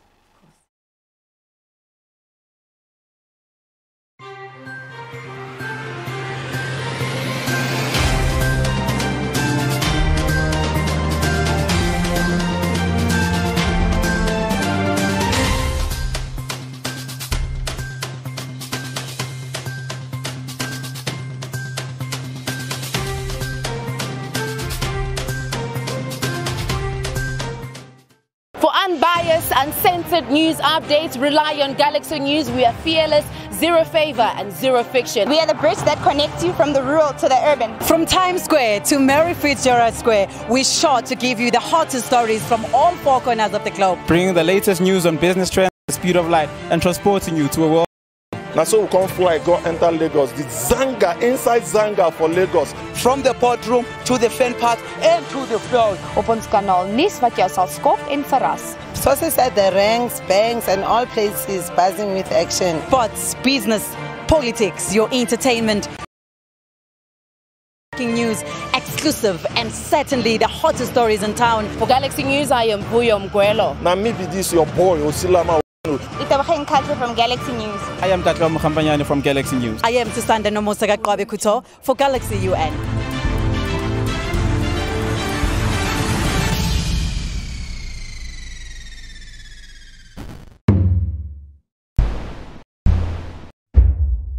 As baie Tina. Challenge your ordinary. Experience the extraordinary. Not only the government, the municipality here has had no plan. Now, I believe that my peace is my most valuable asset. Absolutely beautiful! This is exactly what I was looking for. DJ Khaled! It is a day to celebrate. We're ready for action. I like it when it's nice and soft. Yeah, that is nice. How was it like growing up in Nigeria? Yes, sir, you know what it is. Feeling is there that, you're doing something special. Stop being so dramatic, Mira. You should just be what you want to be.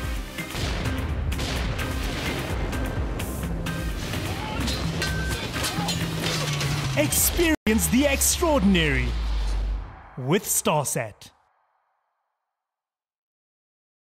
The coronavirus outbreak. Experience the extraordinary. Tremendous waste and tremendous fraud. Mexico is, in fact, you will soon find out. It is a day to celebrate. We don't approve at all what's going on. Well, I don't know if it's necessarily unusual. Challenge your ordinary. Not only the government, the municipality here has no plan. Experience the extraordinary with Starsat.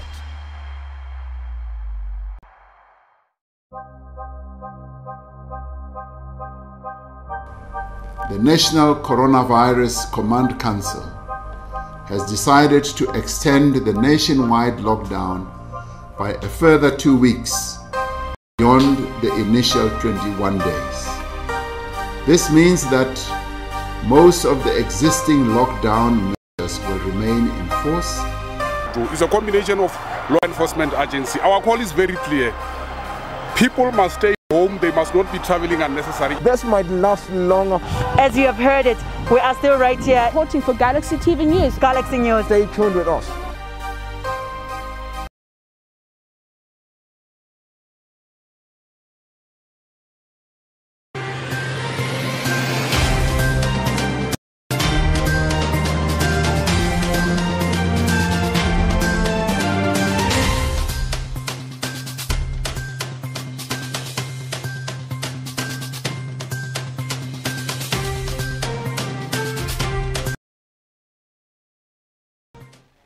Welcome back. Yes, this is Galaxy Universal Network, and you're with us right here on the African Morning. And as we've promised you more news and updates, and of course this morning we have with us Baba Dumile Mateza, who's our sports anchor, and she will be telling us more news on the sports world.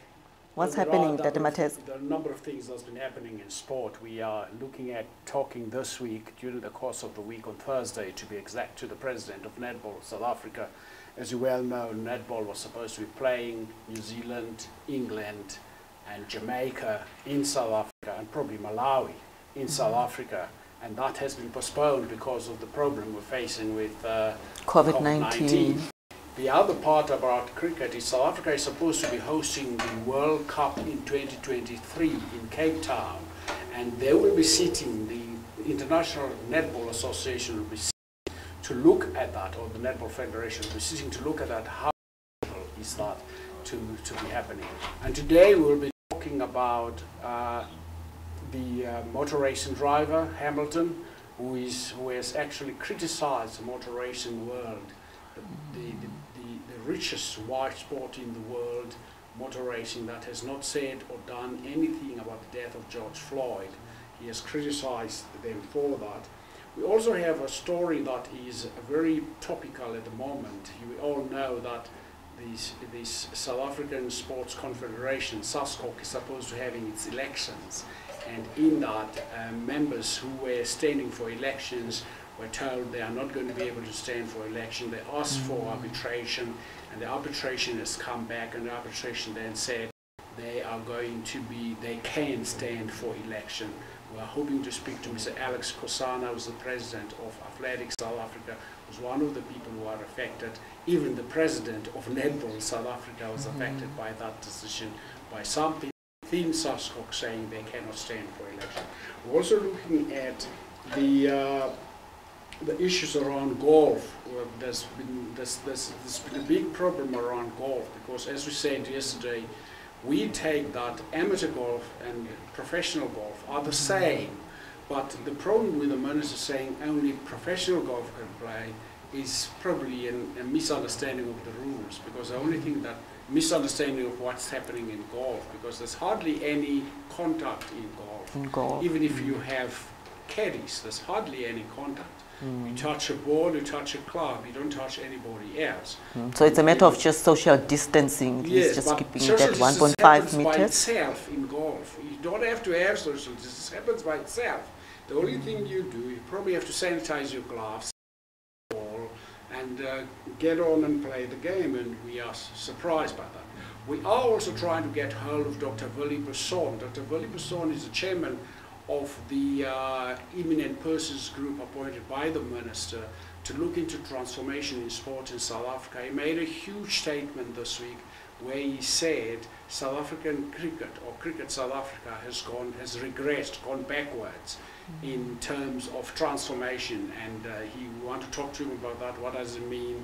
And we also would like to give Cricket South Africa the right to reply and hear what is their side of the story. We know there have been a great deal of ructions over there in the last year, and there have been a lot of changes, and those are the story we will be chasing. Just before you continue there, and Tata Mateza, you also talk about, you speaking about transformation in cricket. In what sort of like what sort of transformation? Are they saying that there are more black people than white people, or more white people than what exactly is he talking about there, referring to? A whole lot of ructions in cricket. People were suspended, and people were, there's been a change in South African cricket. All the people who've been employed to active position, they all were white. Okay. And to crown it all, the southern Gauteng Lions had an election about a month ago, and they also went and elected a white person, and probably these are the things Dr. Willie Besson is talking about. And there's an interesting thing, also conundrum in this whole thing, and that conundrum has to do with the selection of a captain for the Protea side, the cricket side, the national cricket side. There are 3 players in the running. One is black, Themba Bavuma, and Themba Bavuma was the vice captain to Faf du Plessis, who resigned as captain.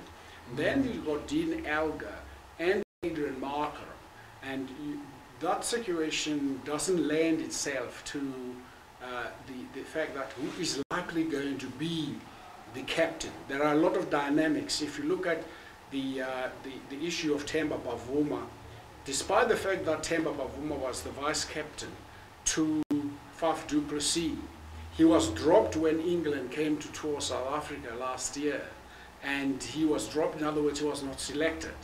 Therefore, now anybody will be saying, we're going to watch and see what is likely to happen, because when the changes happened in cricket in South Africa, Graham Smith was appointed as director of cricket, and Mark Boucher was appointed as coach of the national team, and the black coach who was assisting the team in India last year was then elected as an assistant to Mark Boucher. And all of these things happen at a great deal of consternation in cricket, and we want to find out from Dr. Veli Besson, we would want to find out from when he talks about the lack of transformation. Or aggression of transformation in cricket. Now, Dr. Mateza, just taking it down, you know, to the transformation, taking it down to locally now, to the town, and say, maybe it's because in our townships, our young black children are actually not introduced to the sports that white men are playing. So when it comes now to the top, it's also a matter of these people, the white people rather, that are running these organizations, they're more experienced, you know, in the sports that they play than in our township. So how can that help a black child in the township, at least, you know, or how can the government also come in to learn the sports, so that when these children grow up and they choose sports, you know, in their careers as they grow up, they can also be able to compete internationally. Is that maybe the lack of transformation that we are seeing happening now that also take us back to our townships, where our children are not actually exposed to international sports? I wouldn't put it as that. I wouldn't put it as lack of transformation. And I think yesterday we spoke about people have to see across the corner, have to see sport as a business. And if sport is not played at schools, there is no way children can be playing the sport going forward, because one of the biggest problems in South Africa, the curriculum at schools doesn't include sport. And we emphasize every day that sport is education, it's a career, it's a business. Unless schools in South Africa play sport as we used to play sport on a Wednesday afternoon and on a Saturday, then those things are going to happen. Because you cannot expect a national organization to go and introduce sport at school. There's an education department, of course, there's a sports department. Therefore, there is something happening at the bottom of that. Cricket South Africa has brought on board one of the chicken making companies that is sponsoring sport at that level. When I was involved in cricket development in the 1980s, 86, 87, 88, one of the things we did, we created what was called mini cricket. And from mini cricket, children can graduate to play cricket proper at school. That has to happen at school. In other words, we have to create these opportunities for our children at schools and not blame people who run the sport at national level for lack of transformation. Because if people, for instance, like with football, you don't have to tell a person at that level, at school level, that you must play football to become an Ace Nzulingo, to become a Dr. Kwara, to become a John Masood. They start playing soccer, and there's soccer at schools, or they organize matches for themselves, and that's what needs to happen at all levels of sport in South Africa. And Dr. Mateza, thank you so much. You are still with us, and you will still be bringing us more news and updates on the sports in the sports world. But for now, let's take a short break, and when we come back, we continue with our discussion in sports, of course.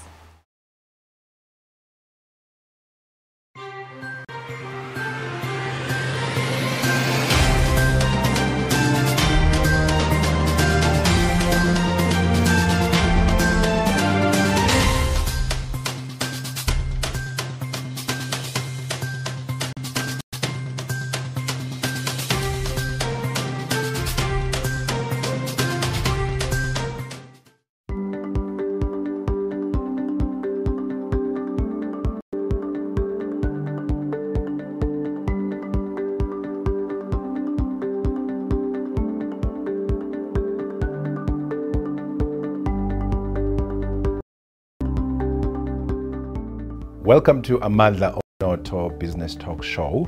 Because the legacy left by the apartheid government. It's very important that for business people, whether they are especially SMMEs, in doing business with developing countries. The measures, on the other hand, that have been introduced to deal with COVID-19 have harmed our economy beyond what I think has even been measured. The giants like China realizing that the US and Europe are losing the grip in the economy, and Africa was a playground. Many of black people's small businesses in particular are not even registered. Any country that has ever been reliant on IMF has never been able to come out. Africa is indebted to Asia and Europe. Welcome to Amandla Omnotho Business Talk Show, a show that discusses economic fundamentals with a focus on small businesses. Tune into Amandla Omnotho Business Talk Show on Galaxy Universal Network, channel 500 on Star.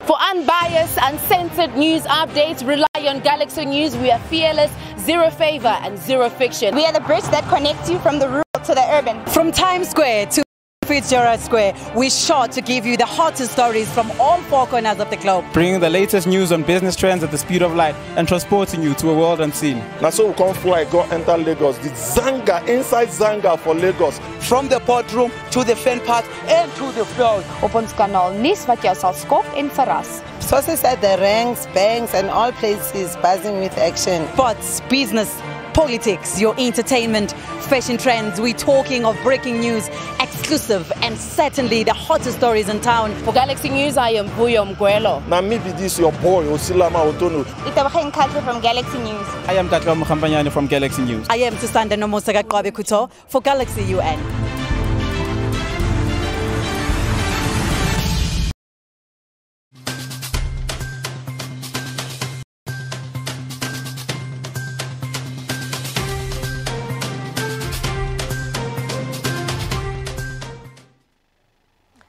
A very warm welcome back. You are still watching us right here on the Pan-African Morning as we continue with this morning's bulletin.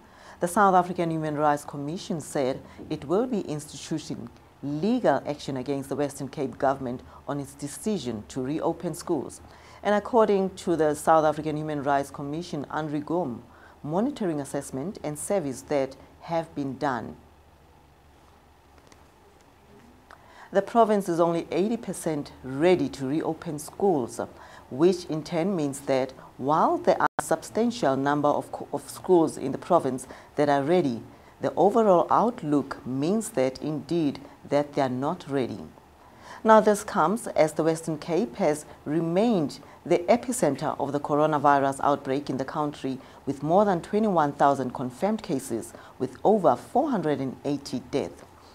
The Western Cape Premier Alan Winde stated that as the country gears to ease the lockdown regulations, every decision taken by the residents and government will impact on how to curb and look in the Western Cape.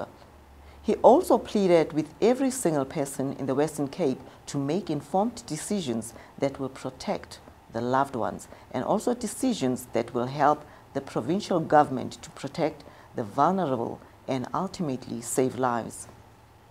Last week, the Hague Primary School in the Delft and Parkvale Primary School in Vala Park, the Cassinville and the Wallasdene Primary School's staff also reported cases of COVID-19 cases ahead of the reopening of the schools.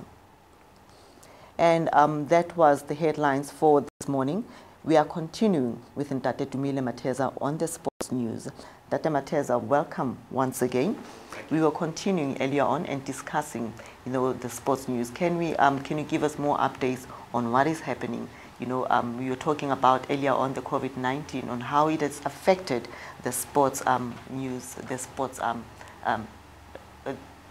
fraternity. Yes. Let me say this: all sports federations in South Africa are supposed to be sitting down, putting together presentations that will be made to the minister.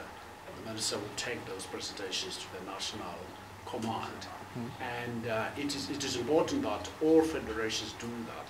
Golf, for instance, are also going to sit down and discuss with their amateur counterparts, so that to get everybody playing, to get the amateurs also playing. Football South Africa, that is SAFA and the PSL will be meeting to draft a strategy because what government wants, if we allow you to play, how are you going to play to avoid people getting infected by or being in danger of being affected by COVID-19. Yes.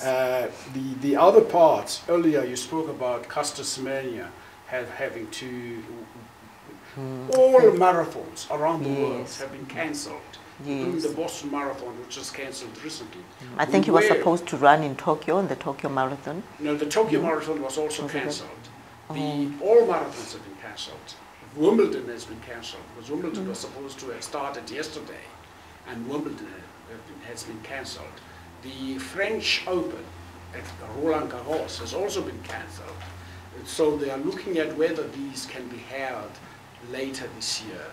Earlier I spoke to you about the Quad Championship, the Quad Tournament, that is all countries, that I think the top 5 countries in netball in the world, New Zealand, Australia, England, Jamaica, and South Africa. Yes, that's how they are rated. They are ranked. We're supposed to be playing in South Africa in September. All those bodies have come together and said they must probably postpone that tournament, and probably they are now going to sit down and look at whether can we really host the 2023 Netball World Championships, which is scheduled to be held in Cape Town. And all of these stories are very big stories. The other thing we are looking at during the course of the week, I spoke last night, I was speaking to business people who are involved in sport, and they are also saying they have seen huge losses, and we are going to be speaking to them about how do you navigate your way through the coronavirus to be able to get, if you are supposed to get sponsored for an event, how do you do that? I was going to get into that I'm sure that it has actually affected a lot of people's salaries, economically, business people and sports people. Some people have laid off people.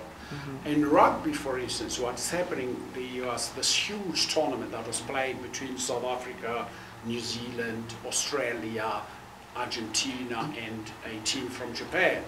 All that came to a standstill, and that's the most lucrative rugby tournament in the world. That came to a standstill.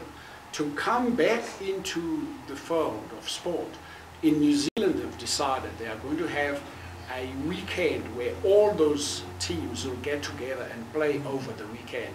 In Australia, they've decided to do the same thing. South Africa has not come up with a position, because talking to the president of the South African Rugby Union, or Rugby South Africa, he said last night they still need to do a presentation to the minister, therefore he doesn't want to preempt what might come out of that meeting.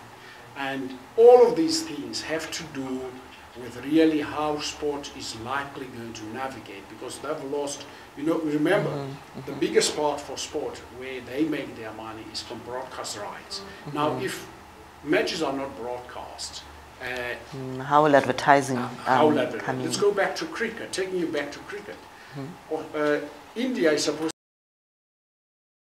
be Africa. And South Africa is now thinking probably we should allow India to come with these,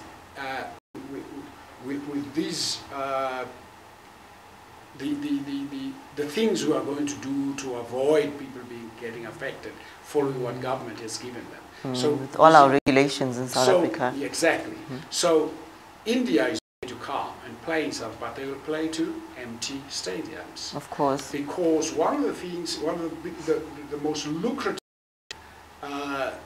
tours to South Africa is the Indian cricket tour. When India comes here, South Africa is sure to make a lot of money, because South Africa is the second highest country with the second highest number of Indians staying in South Africa. Of course. Outside of, after London, after England. Most of the other Indians are here. And so South Africa makes a lot of money with that tour. So South Africa is going to lose. Besides, sponsors will look twice at getting involved in these kind of things, because many companies are closing down. If I may say so, one of the biggest companies that normally sponsors these events was hit by a listeriosis sickness that was across South Africa. They are closing that part of their business, and that tells you many people who are working in that part are also going to lose lose their jobs. Losing jobs. And all these things have an effect. And that's when now advertising is also going to not contribute, because now if this is not going to happen, this event is not going to happen, people are losing jobs, advertisers are not coming in. So I must say that, yeah, you know, it's a huge loss, and yeah, economically, yeah. Okay. So thank you so much, Ntata Mateza. That was Ntata Mateza bringing us more news and updates on the sports news, right? Ntata Mateza, just one last more like message you want to take to our viewers out there. Well, I think it's not going to stay as is for a long time. Things are going to get better. We must just stay in there, stuck it out together, and I think things are going to come right. Thank you so much, Mukhaitu. We will be taking a short break. When we come back, we are still bringing you more news and updates right here on the Pan-African Morning. Stay tuned.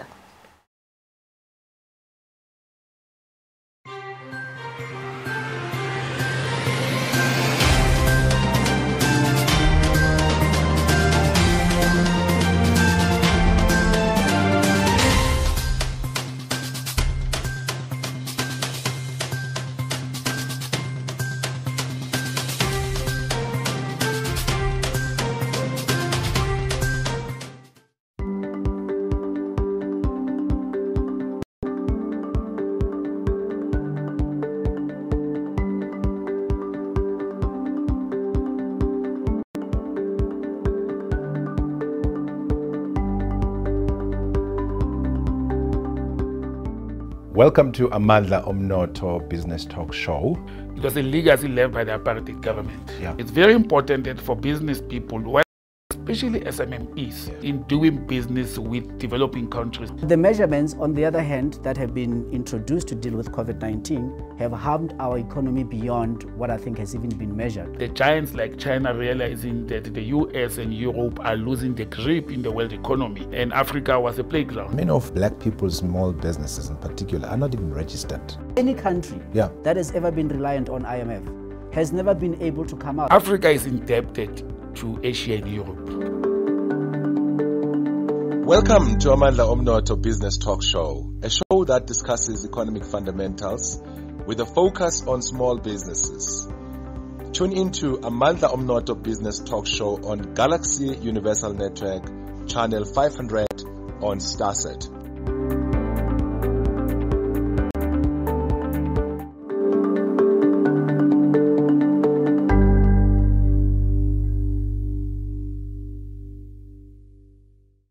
Unbiased, uncensored news updates. Rely on Galaxy News. We are fearless, zero favor and zero fiction. We are the bridge that connects you from the rural to the urban. From Times Square to Mary Fitzgerald Square, we're sure to give you the hottest stories from all four corners of the globe. Bringing the latest news on business trends at the speed of light and transporting you to a world unseen. Now so we come fly, go enter Lagos. The Zanga, inside Zanga for Lagos. From the boardroom to the fan park and to the field. Op ons kanaal nuus wat jou sal skok en verras. Sources at the ranks, banks and all places buzzing with action. Sports, business, politics, your entertainment, fashion trends. We're talking of breaking news, exclusive and certainly the hottest stories in town. For Galaxy News, I am Vuyo Mgwelo. Now maybe this your boy, Osilama Otono. Itabakheng Khatlo from Galaxy News. I am Tatlo Mkhambanyane from Galaxy News. I am Tusanda Nomosaka Qabe Kuto for Galaxy UN.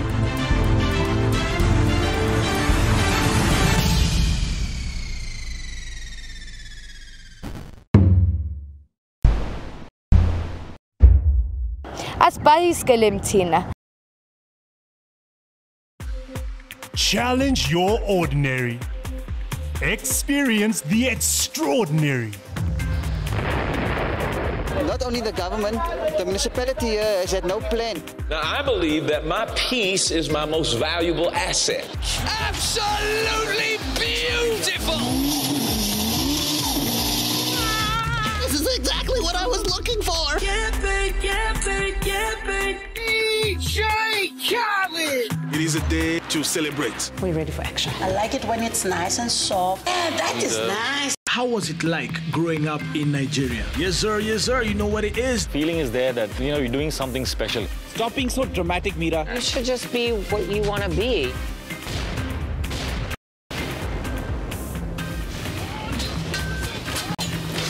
Experience the extraordinary with StarSat. The coronavirus outbreak. Experience the extraordinary. Tremendous waste and tremendous fraud. Mexico is, in fact, you will soon find out. It is a day to celebrate. We don't approve at all what's going on. Well, I don't know if it's necessarily unusual. Challenge your ordinary. Not only the government, the municipality here has had no plan. Experience the extraordinary with StarSat.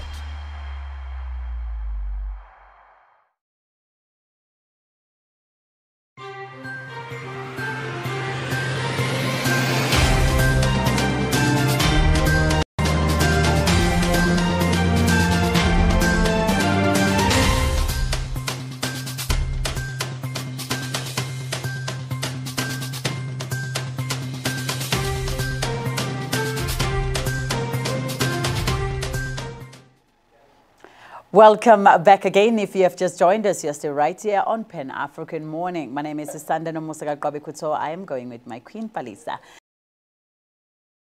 The Nigerian Human Rights Commission revealed that they have received evidence that more than 18 people were killed by the law enforcement since the beginning of the country's nationwide lockdown.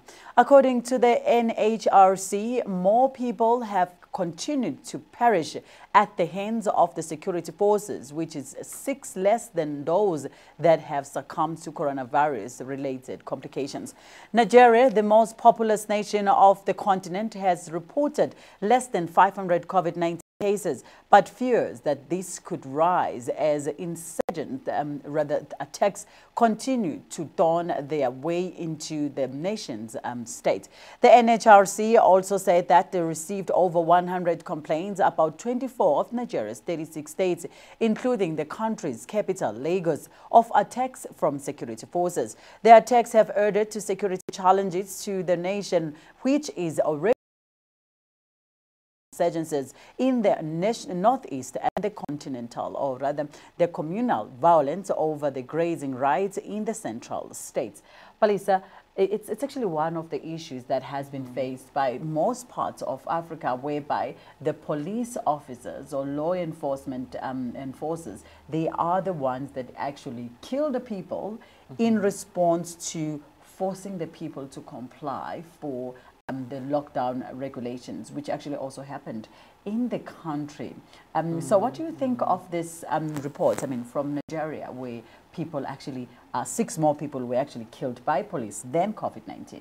Oh, it's very sad indeed, very heartbreaking, because number one, you have all this violence happening in Nigeria, and instead of the police, enforcing the peace, the police are the ones that are actually killing, the people in Nigeria. The same thing that's happening in America, we find white policemen killing black people, in the United States. And then that's why you find a whole lot of people from Africa leaving and running away from their countries because of violence, against them, and going to other parts of the country. Right now we have a lot of Nigerians also that are in South Africa that have run away from their countries, because due to insurgencies, due to insurgencies and violence in their countries. It's very heartbreaking indeed. Exactly. Because now you find ourselves that, okay, we have now leaders, in South Africa that are talking about Africa as a whole, that we should be one continent.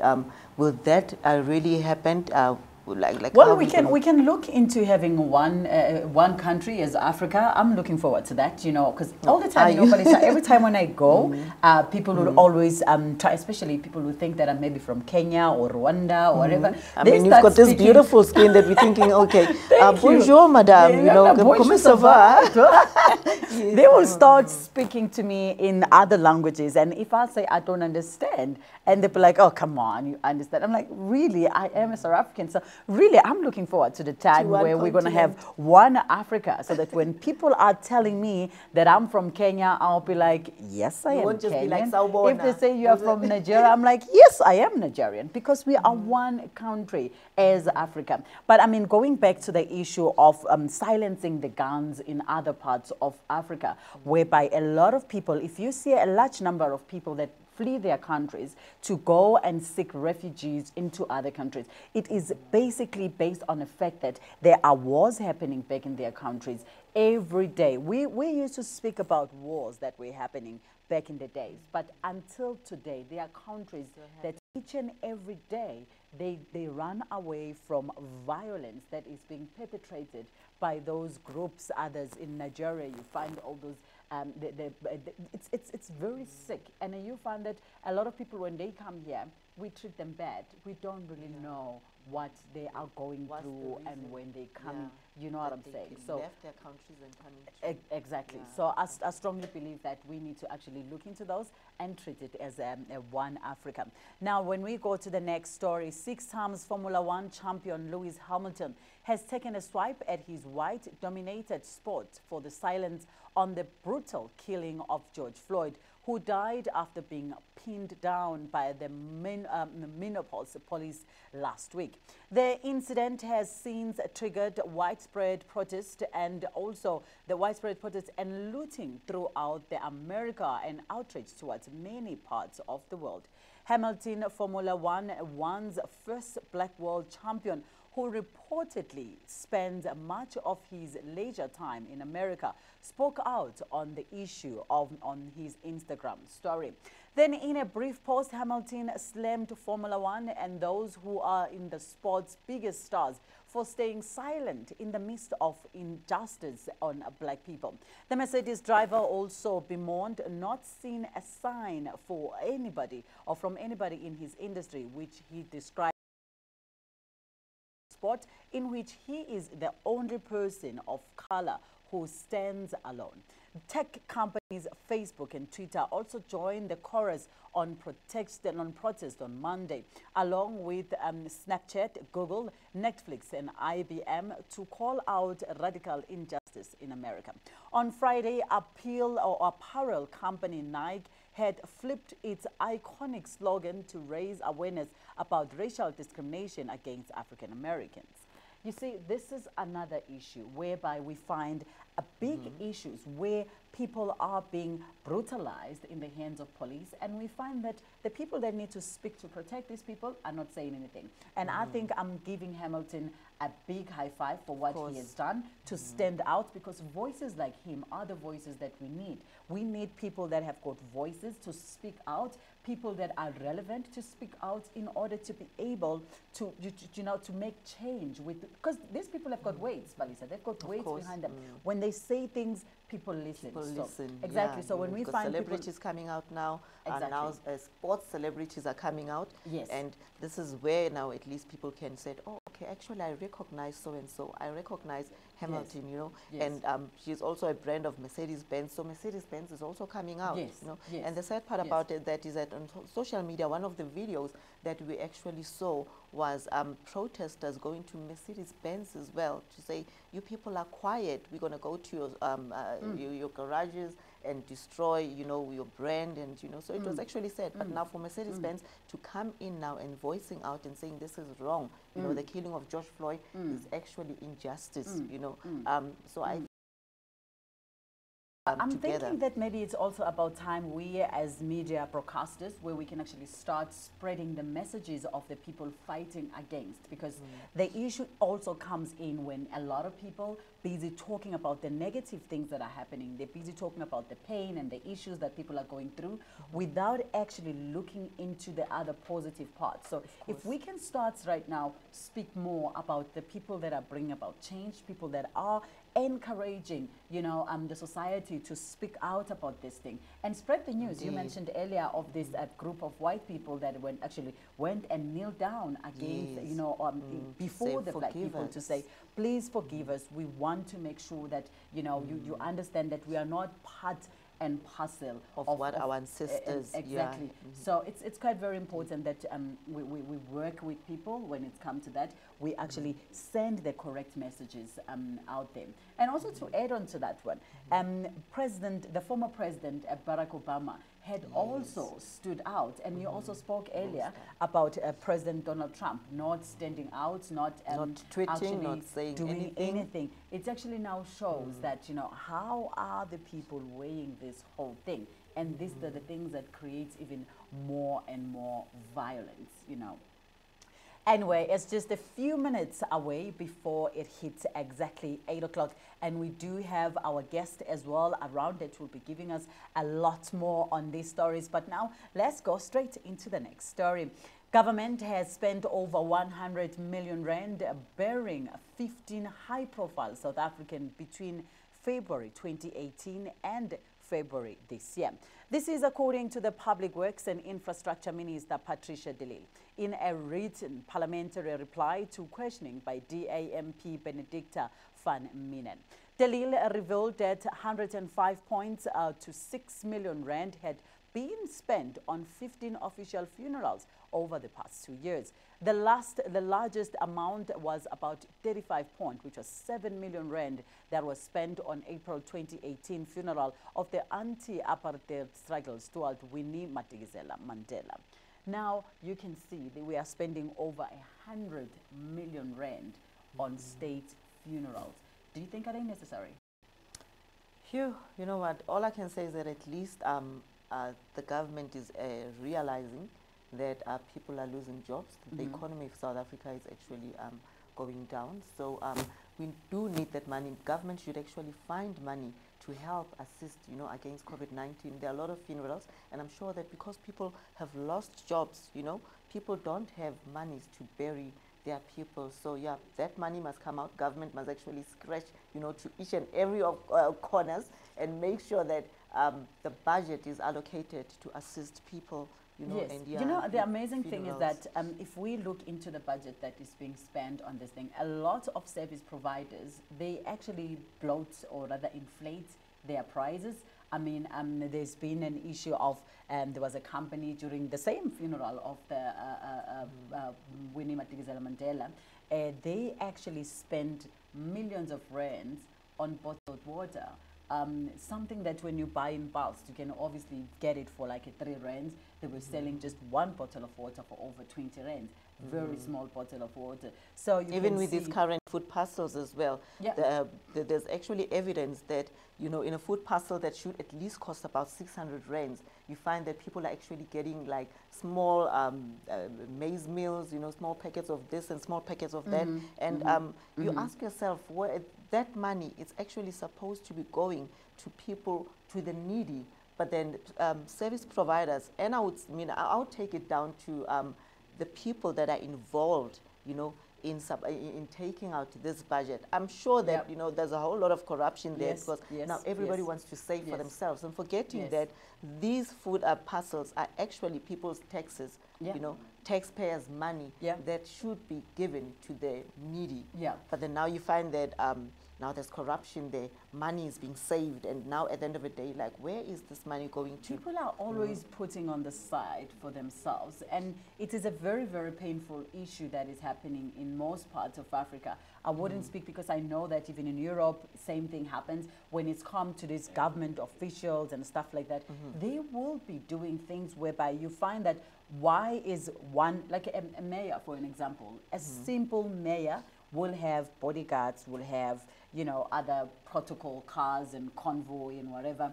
For what? Who is trying to kill you? Who, like, it just doesn't make any sense. I think it's about time where our government needs to set like the actual budget and say, okay, for instance, for a funeral of a state official, this is what we need to be doing. So yeah, definitely that's what we're going to be doing.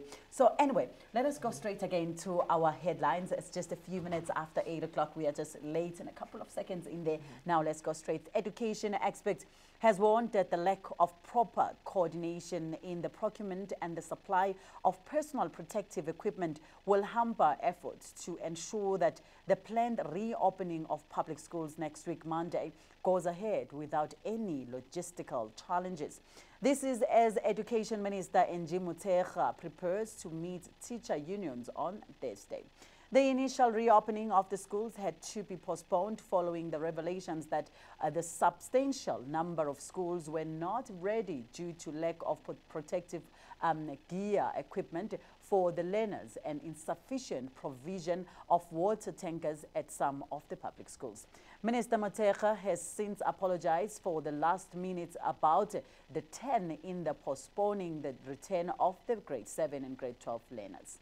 You see, Palisa, it's yet another issue again whereby teachers are not actually ready to go to school, and we cannot actually say if the teachers are not ready and we say that the students are ready as well. It is the same thing. If people are not ready, it's obviously meaning that they cannot take our children out there to school. What is your take? Are your kids going to school? Sure, yeah. I'm yet to decide on that one.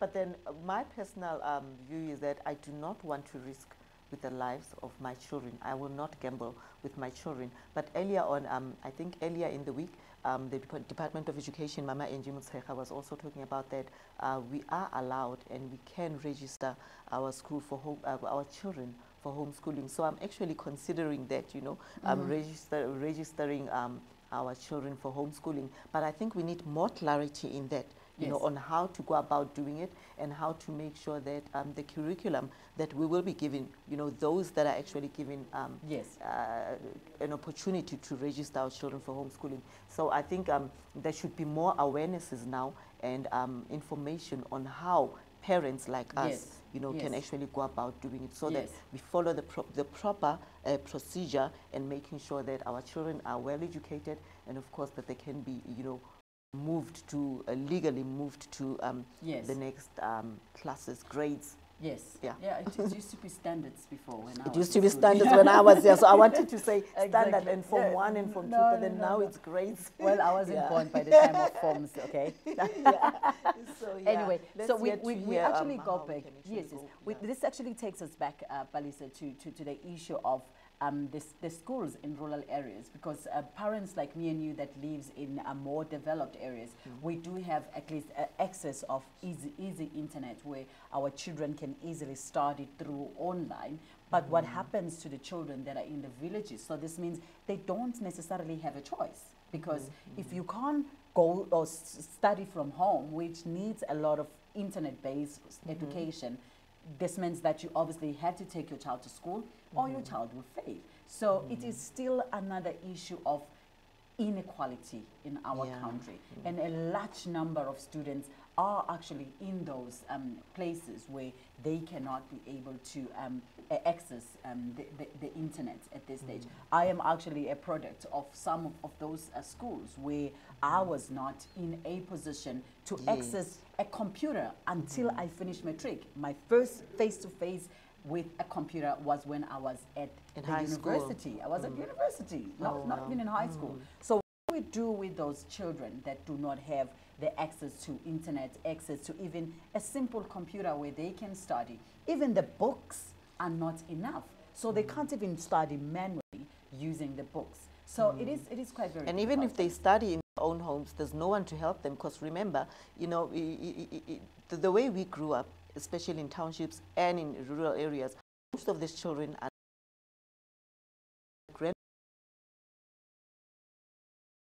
nothing education or, you know, in just the education of today. They've got children, their children, which is the mothers of these kids, you know, they go to work and go, you know, to... They don't, I mean, until today, myself, I've got a degree, not one, not two, 3 degrees, but still, if I take my child's work and trying to figure out what they're doing, the curriculum has changed. The curriculum has changed. I've got a 9-year-old son that was doing mathematics. I'm thinking, no, this is not the mathematics that I know, you know. So our children are more advanced now in this education, in this curriculum. We don't know this curriculum. So earlier on, earlier in the week when lockdown was starting, with my daughter, like I said, my 9-year-old daughter, who's in primary. And then here she is, she's asking me questions. I'm like, I'm not even a teacher. I don't even know how, you know. So we need to do a whole lot of research and stuff like that. And some of these children, they're still with their parents at home, they're with mom and dad, but mom and dad are not even into that level of understanding of their curriculum at school. So it goes back again to say the children in the townships and in the rural areas, they are still going to be disadvantaged about this. So we don't really have a choice then definitely to go back to take a risk on their lives. Now let's look into the next story. As the level 3 lockdown kicked in yesterday, dozens of people were spotted in various cities and local cities across the country, forming long queues to buy liquor beverages. This follows almost 9-week ban of the sale of alcohol. The alcohol ban was introduced to enable the police and hospitals to focus more on the attempting to coronavirus cases. According to the new regulations, liquor sales will be permitted from 9 in the morning until 1700 in the afternoon from Monday to Thursday.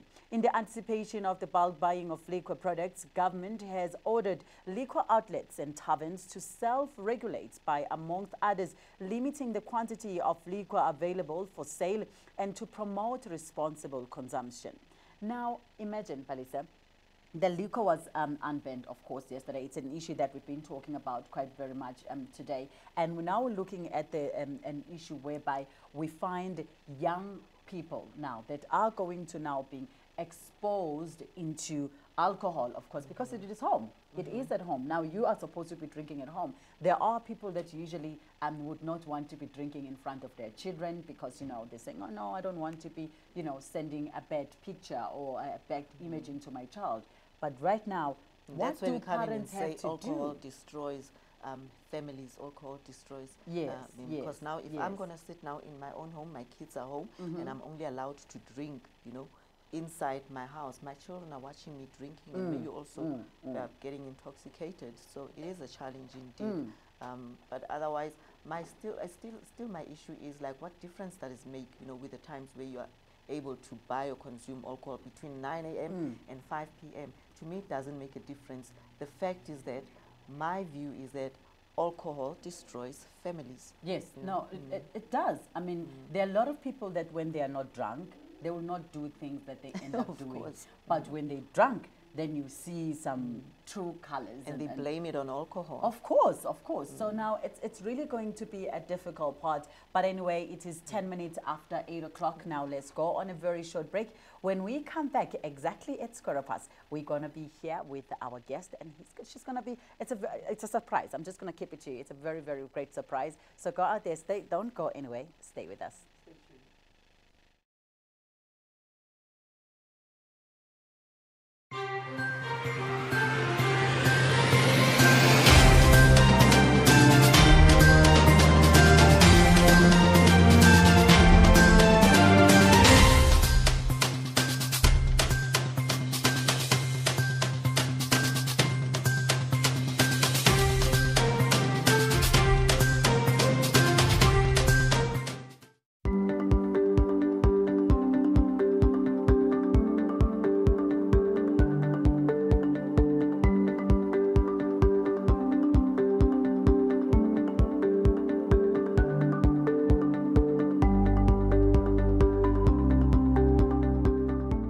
Welcome to Amandla Omnotho Business Talk Show.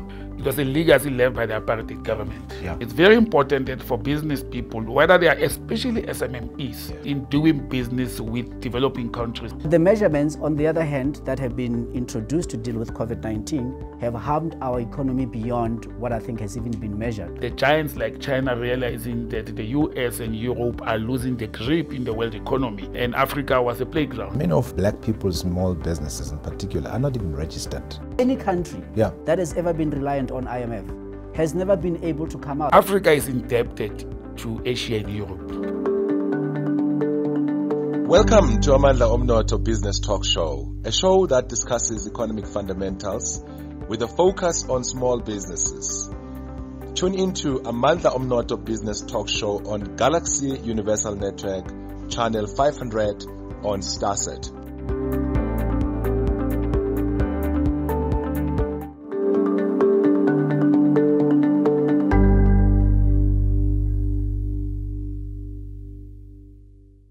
From rural to urban, we bring you local and international sport.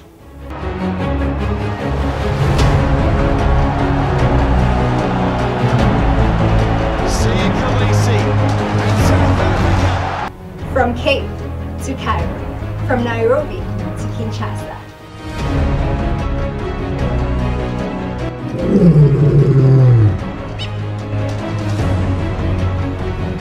we stand out amongst the rest. And we are here to inspire you. From the Horn of Africa to the Equator's indigenous people. Galaxy Universal Network ngilikisisa indaba tsefeletseng abapenyi bezindaba nezintatheli ezingesabilutho bila woga upendeleo atoko bichochote. Channel 500 on Starset. This is Galaxy Universal Network.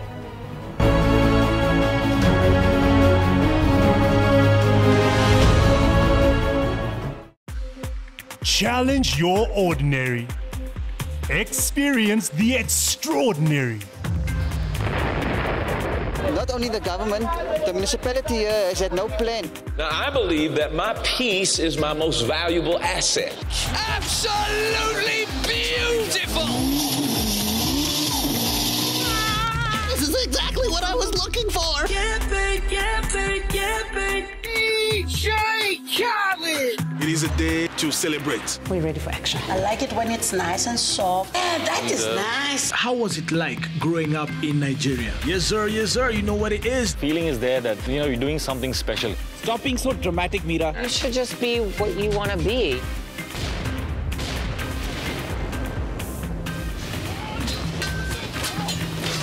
Experience the extraordinary with Starset.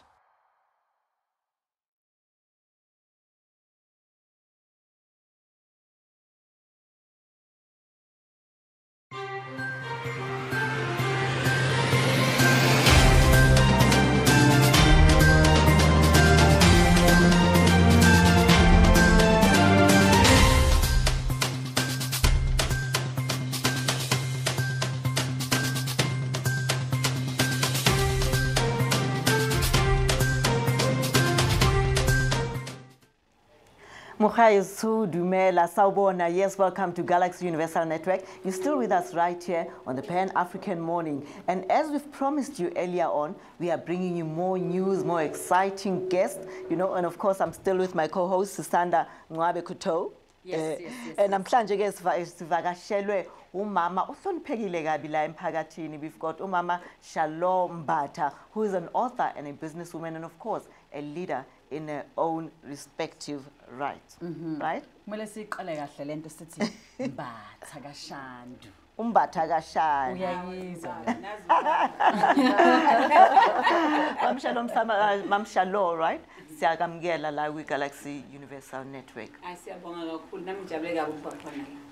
Okay. Hayi uPalisa ngiyabona ukuthi she's handing over to me because she's like, you know what, this is Zulu thing. This is I don't think it's going to work for me. Yes. But now I am Palisa Mujuminyane, so at least I've introduced myself in my mother tongue, in my Setswana. Zulu Palisa. Ukhonto duma njengezulu umnyango valo vala ngamakhanza amatsotsa sakamkela. There you go. Yeah. I take my wig off. Thank you. Wig off, Palisa. That's me. Mama Mbatha siyabonga kakhulu ukuthi ube nathi namhlanje. We really appreciate your presence. Obviously, because we are broadcasting in the entire African continent, we will actually mix here and there. We're going to stick into English, but of course, izokhuluma somewhere in isiZulu, just to make sure that, we keep up onto the book. Okay. But yeah, definitely, we want to make sure that our viewers at home also do understand completely the importance of our interview today. So we've got a book here which is written uZulu Umlando nobuqhawe bukaZulu, a very, very important book. A lot of people would not know this thing. Some of the things myself, as a proudly Zulu person or Zulu girl, I was actually reading some of these things and I'm like, how like immigration officers were looking like this before? Something that I didn't know, so which I strongly believe that this is the book that a lot of people needed. You don't necessarily have to be Zulu to want to have to read this book. It is a history book. Please tell us more about this book, uZulu. And of course we can see that it has on the cover, it has a picture of Isilo. So which is Bayet. So we would like to know exactly what is it that the book has to do with, and what is the drive behind the book, and also to all the kings of KwaZulu, of the Zulu kingdom, Why is Silo celeb right now? You know, first and foremost, I'd like to say thank you so much to be here. This book is the first of its type. It took me over 20 years to put it together. Wow. It's all factual. His Majesty even wrote me the foreword. And the importance of that book is about identity. Who are we? Yes. Not only as a South African, Yes. but as Zulu. Yes. But beyond that, as Africans, who are we? With our past in South Africa, our history has been written by other people. So I took it upon myself to write this very, very groundbreaking book. And I must say it has changed my life, and it has changed the life of many other people who have read it. And it covers what, 800 years? Way, way before 1652. Because people are under the false impression that the white people came to South Africa. They didn't come, they crash landed here. That's a good one. No, they've been coming here since 1457, and they've been crash landing literally on our shores. But later they started coming in, like in the 1820s, they came in a very organized manner. However, let me start with how the book has been done. Yes. I started with, if I came from out of space, when I'm talking about the Zulu, who are the Zulu? Who are the Panzgumtunzwilang? Yes. I then decided I'm going to first and foremost, I'm going to describe where you find them on the South Africa's eastern seaboard. Because the Zulu as a nation only get together through King Shaka Senzangakona, which I'll refer to as Ilembe, out of respect. Only just a mere 200 years ago, prior to that, there were different kingdoms that he put together to make this huge, huge empire. So I then described the flora, the fauna, where you find them, the major rivers, and so on. From there, I then started the Nguni people, which is my first chapter. Yes, yes. And the Nguni people, I don't only talk about them as a people, I also talk about the culture, how to raise children, the role of the women, the role of the men, the role of young people, especially young men. Yes. Allow me just to take 2 seconds. Today we've got that fire burning in America because of George Floyd. Yes. Young African men are under attack all over the world. It is because of the potential that they have. Look wherever you like. Black young men are under attack. And us as women, it's our responsibility, amongst other things, to ensure that we raise responsible young boys who become responsible men. For instance, look at the Zulu kings. King Dinizulu was only 16 when he became king. And look, he fought all his major wars under the age of 25. King Shaka, similarly, he was at his prime at 29. Yeah. So the list goes on of what young males can do. And that's why I guess King Shaka then regimented them to say with the energy and the testosterone needs to be focused so that they can produce constructive things in society. Because remember, their responsibility was to take care of people in society, meaning the weak, the women, and make sure people are safe. Yes. You know, from whether the wild animals back in the day or from other nations. Yes. So then I then described our culture. Who are we? What do we do? What do we eat? What do women eat? What do teenage girls eat? Yes. And especially the respect. Then from there, I then move on to say, now, how is the Zulu nation formed? When you say I'm Zulu, the empire, then I explain that you've got the Kwabes, you've got the Kanyiles, you've got the Peles, you've got I was actually coming there, Mama, sorry to cut you, Mambata. I was actually coming to that part because on page 25 of your book, you are talking actually now giving inzalo, meaning the generations of the Zulu nation. And a lot of people, when they think of Zulu, they think that the kingdom of the Zulu is only consists of people of the surname Zulu. But actually, every time when I always tell people that I'm a princess, I'm from the royal family, they're like, but you go, I'm like, exactly, I am a royal child. Like, allow me. Allow me. Those are the highlights of my story. Please do. You heard, I start with King Lizumani. Yes. Okay. Nobody knows the mother or the father. We're not really sure who gave birth to them. However, what we know for a fact is that King Luzumani got married to Nozidia. Unozidia then had a son, they had a son called Malandela. Yes. Malandela's firstborn son was Kwabe. Yeah, and then after Kwabe, and then the other sons in between. Then you go down to King, Uzulu. His name was Zulu. For purpose, I'll call him Sky. Because when you say Zulu, people see the nation. It's a person's name. Zulu meaning the heavens. Yes. You know, rain, yes. sky. He was the younger brother of Kwabe. Of Kwabe. Okay. However, when King Malandela passed on, right, Kwabe wanted to take not only the inherit what belonged to him from his father, but he also wanted to take the mother's inheritance because Unozidia was a very industrious woman. She was very rich. So she also wanted, but in the Zulu culture, the last born also inherits the last born male inherits the mother's wealth. Yes. But Ukwabe wanted everything, and they had a big fallout. Yes. He then moved from Nobamba, in the Valley of the Kings. Yes. He moved where they lived and started his own kingdom next to the coast. So then you that's where you come from. Exactly. Then you the Ukwabe and you've got the Senen Zulu. Okay? Zulu continued to live at Nobamba. So, but they are both sons of Malandela. So the Ukwabe and the Zulu don't marry because they're blood. Yes, yes. So you see that actually this whole kingdom, it should have been, you know, the so kingdom Bayete, of Susana, Kwabe, Bayete. Let's just, you know, and I go around and when people are calling me Mpangazita, I would want us to actually go into that because a lot of people, even when they see the branding and stuff, they say Mpangazita. What is this and where those things? We're the brothers of Kwabe and Zulu. But I decided for the purpose of the book, otherwise it was going too thick. I just concentrated on the two brothers. Yes. Because the future, because then King Kwabe, who had his own kingdom, had his own sons. Yes. Okay? And they had a whole hierarchy and lineage. And then King Zulu, he then gave birth to Ndaba. You understand? And then started this whole lineage of the Zulu who then, you know, Kwabe, and then it was Ndaba, and then it was Jama, Senzangakona, King Shaka, and so on, up to the current king. Is there a specific reason why like for instance, as you said, that the first son of Malandela was Ukwabe, but when we see a whole lot of like the Zulu history with all the kings and stuff like that, this gentleman is not actually part of those people. Is there any specific reasons that we do not mostly get to see? I mean, recently you find us, you know, sometimes they create trays, they create t-shirts with the faces of all the Zulu kings and stuff like that.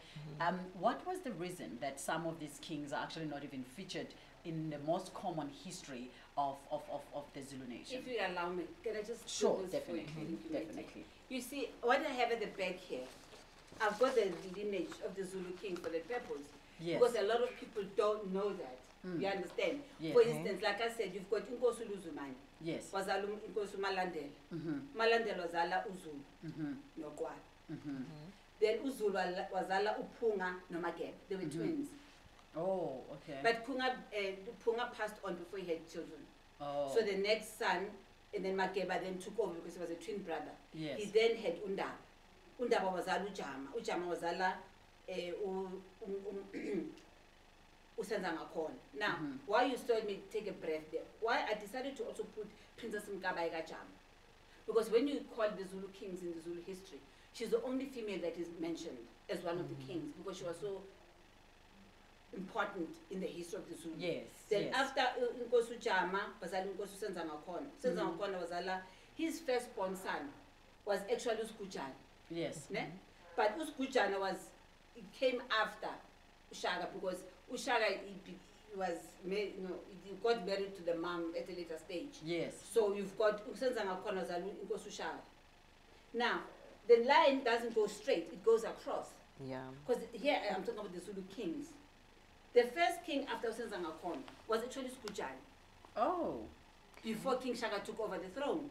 It's the first time I'm hearing That's about the brother of King Shaka from another different mother, from a different mother. Okay.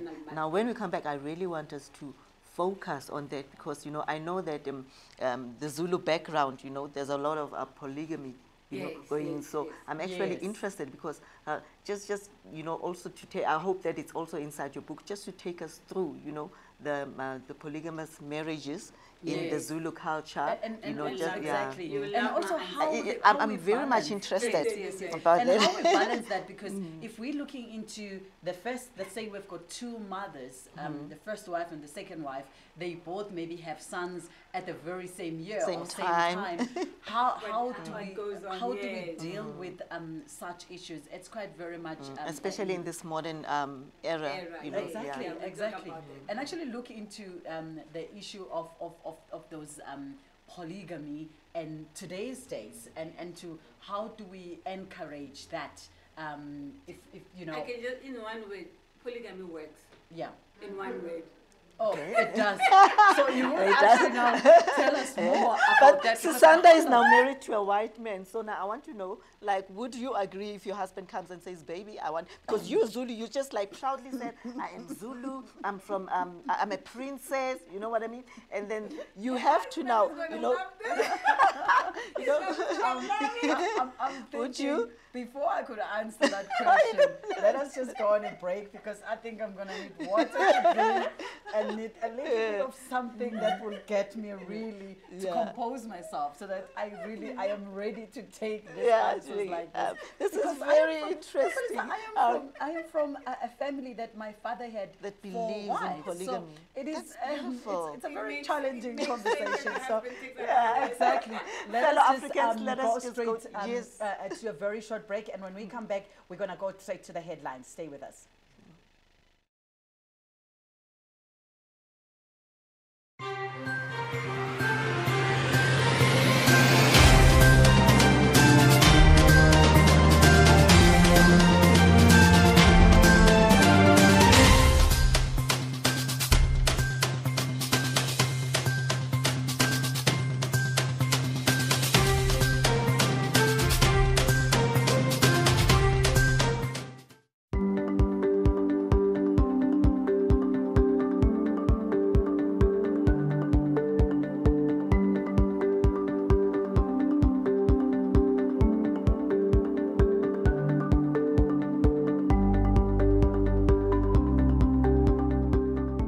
Welcome to Amandla Omnoto Business Talk Show.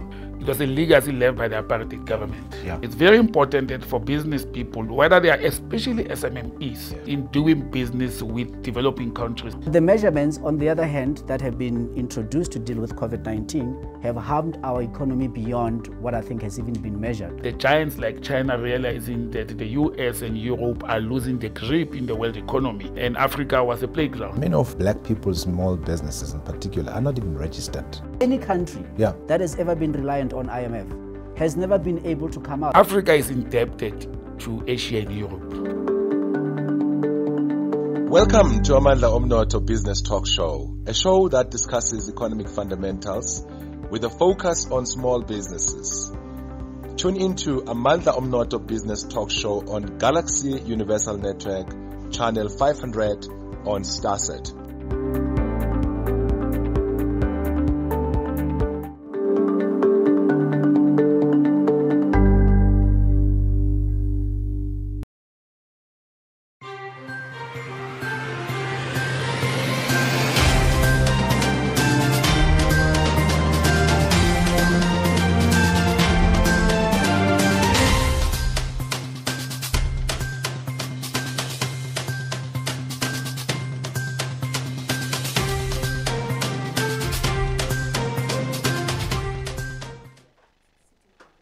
Welcome back again. If you have just joined us, we welcome you. This is Pan-African Morning. And now let's go straight to the top stories. The SA Human Rights Commission said that it will be instituting legal action against the Western Cape government on its decision to reopen schools. According to the SAHRC's Andre Guam, monitoring assessments and surveys that have been done have proven that the province is only 80% ready to reopen schools, which in turn means that there are a substantial number of schools in the province that are ready. The overall outlook means that indeed they are not ready. This comes as the Western Cape has remained the epicenter of the coronavirus outbreak in the country, with more than 21,000 confirmed cases with over 480 deaths. The Western Cape Premier Alan Winders stated that as the country gears to ease the lockdown decision taken by the residents and the government will impact how the curve will look into the Western Cape. He also pleaded with every single person in the Western Cape to make informed decisions that will protect their loved ones, and also the decisions that will help the provincial government to protect vulnerable and ultimately save lives. Last week, the Hague Primary Schools in Delft, the Park Lane, or rather in the Park Lane Primary in Valhalla Park, the Kenvilsvelsen and the Welkensten primary school staff all reported cases of COVID-19 cases ahead of the reopening of the schools. Now let's look into the next story. The Nigerian Human Rights Commission revealed that they have received evidence that more than 18 people have been killed by law enforcement since the beginning of the country's nationwide lockdown. According to the NHRC, more people have continued to perish at the hands of the security forces, which is 6 less than those that have been killed through the coronavirus-related complications. Nigeria, the most populous nation of the continent, has reported less than 500 COVID-19 cases, but fears that this could rise if the insurgent attack continue to turn their way into the nation's states. The NHRC also said that it received over 100 complaints across 24 country complaints in Nigeria, 36 states, including the country's capital, Lagos, of attacks for security forces. The attacks have added to security challenges to the nation, which is already struggling to contain Islamic insurgencies in the northeast and the communal violence over the grazing rights in the central states. Now, let's go straight to our earlier interview that we're having. It was quite a very, very interesting discussion, Palisa. Very informative. You asked me a question before we actually went on to the break. Either if I will be in a position to accept a second sister in love, if we call it like that, umnagwethu. Yes, in Zulu. If I could accept umnagwethu in my marriage. I'm not sure really, to give you an answer. I'm not really sure because of the obvious reasons. First thing is that I am not married to an African man who is, or not just an African, but to a black person that probably might have the history in this thing. So I would not understand why a French citizen would want to embark onto a polygamy, because it's not in his, you know, you know what I'm saying? So I will understand that these reasons are not the same reasons as my brother, an African man, as Zulu men would have, because it's been in the family for a very long time. So maybe if you will come in and say, oh yeah, I love the culture, maybe I want to come in, I'm going to want to find out what makes you like the culture. This culture. Is it the idea of having two a wives, sister wife? or what? Because it's not just for our culture. I'm sure that Mambata is in a better position to explain this better. It's not just about having 2 women around you, you know. There is a whole lot of things that goes around polygamy, which probably she will actually be able to explain it better, but I'm quite very sure. Please explain it better, because earlier on when I asked you about the polygamy, you said it's a beautiful thing, and you proudly said so. And me, you know, I look at Umambat, I'm thinking, she's saying it's a beautiful thing, you know. How can you convince me or explain to me that yes, polygamy is a beautiful thing, and how did it come about? You see, I think polygamy, or a husband, a man being married to more than wife, I think is the order of nature. Yes. This one man, one wife situation is an artificial construct. That's why the man will then start cheating, because it's unnatural. Yeah. Okay. Okay. Yeah. Oh, okay, Mambata. So you're saying it's unnatural, for a man so not to cheat? I would like to jump in there. Like, I don't understand. Like, I don't. No. But it is an unnatural construct, because how a lot of men are actually cheating in their marriage. So why not do it openly? But it's not all men who cheat, guys. But it's most men, and some of them, most men do cheat, but then they just don't want to come out, you know, and say this is... Look at polygamy this way. It's not about the men having a lot of wives. It's about the women being married to somebody. Of course. If the ratio, there's more women than both of you ladies are contradicting yourselves right now. No, I'm saying, polygamy, it's not about the men having more than one wife. It's about the women being married to somebody. But earlier on we said, I was listening to part of you saying that the reason why polygamy should be natural, because it is unnatural for a man to have one woman, right? Yes. Is that what you were saying? But then you also say that otherwise, if a man takes only one wife, it means that they will continue to cheat with other women. So now, are you guys saying that every guy, if you go out there and date a woman, you need to get married to those guys, so that we get that point clear? Because men will come out of this interview and say, oh yeah, Mamba to say we can have more women to make sure. But we need to know the purpose. Why are we in that relationship? Are we in that relationship because you're saying, I am a man, and obviously it's unnatural according to statement. You know, it's unnatural to have just one person, so that we get that clear. Why are you having to have more than one partner in your life? I think that's the best way of looking at it. What is the purpose of having a wife? Surely it's more than just the one thing, right? Maybe we can get a clarity on that. Yeah, why one must have a wife? Exactly. It's companionship, right? It is the reproduction of your own species, your family. That is the bottom line. If you ask any guy, if they're honest, they'll tell you it's about them. That's why they don't want you carrying other people's children. They want you to carry their children only, right? And number two, you cannot, in the best of times, in your 80s, in your 20s, in your 30s, you cannot be the same person that you are in your 50s and 60s. And the fact that you love your husband, right? You think it's the best thing that ever happened to you, right? Surely, if you think is that, don't you think other women see the same things that you do? No, they will find their own. True, but own way. You can't. Sandra can't come and say they'll find their own, because right now the ratio doesn't allow. Now we've got more gay men. You know, people who are men who are deciding they're going to be gay. So at the end of the day, we end up with having no men. Most men end up in prisons, Mambata, right? Yes. Right? But also, yes. Oh, yes. But also, on top of all what you've said, remember I said it's unnatural. Remember, once you're married to a guy, right, you also are getting a benefit in being a relationship. Now, surely, if he looks at somebody else and finds them attractive, you also find other men attractive whilst you're married, right? The fact that you'll only stick to one partner, it's a choice that you make, but it's a natural construct. Of course. Number two, remember when you, in the Zulu way of marriage, once you're married, you don't even carry your husband's surname. You are still independent. I'll remain Mambata all my life. I've come here for a purpose, to raise the family. That is why when I become a grandmother, I have an option of retiring from my marriage. It's not a divorce. I want to get old with my own people. Because remember, when you're old, you're a bit sickly and so on. Only your family that raised you, that know you, that will have patience with you, not your in-laws. Oh, now, that I didn't know. Yeah, you are allowed to retire. You are allowed to go and visit. That is why you can pick up this is folklore to say you find someone, the first wife finds a wife.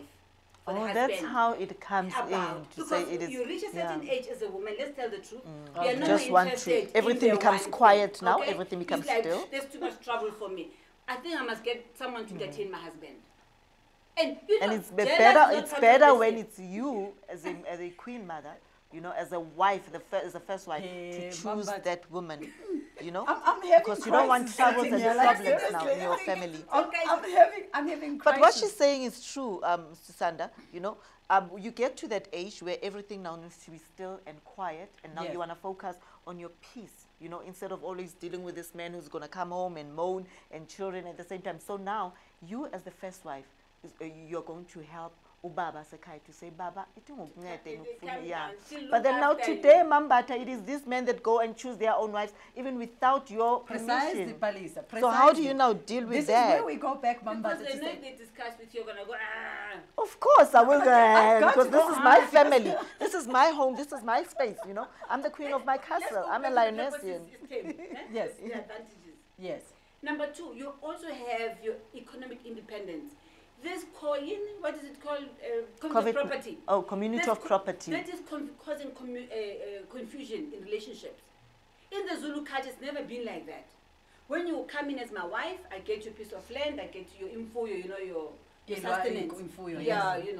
Livestock and whatever. I help you, I set you up to be economically independent from me as your husband. You didn't come and take my wealth.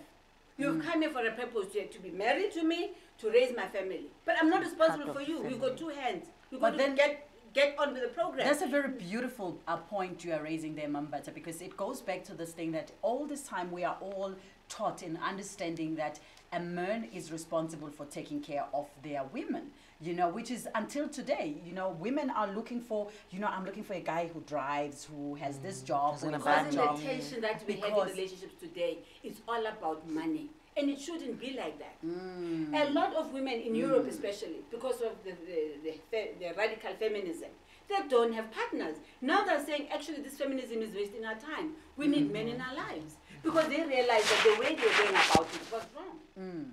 Because you cannot, I mean, the women that you find in deep rural Hluhluwe are the same women you find in Spain.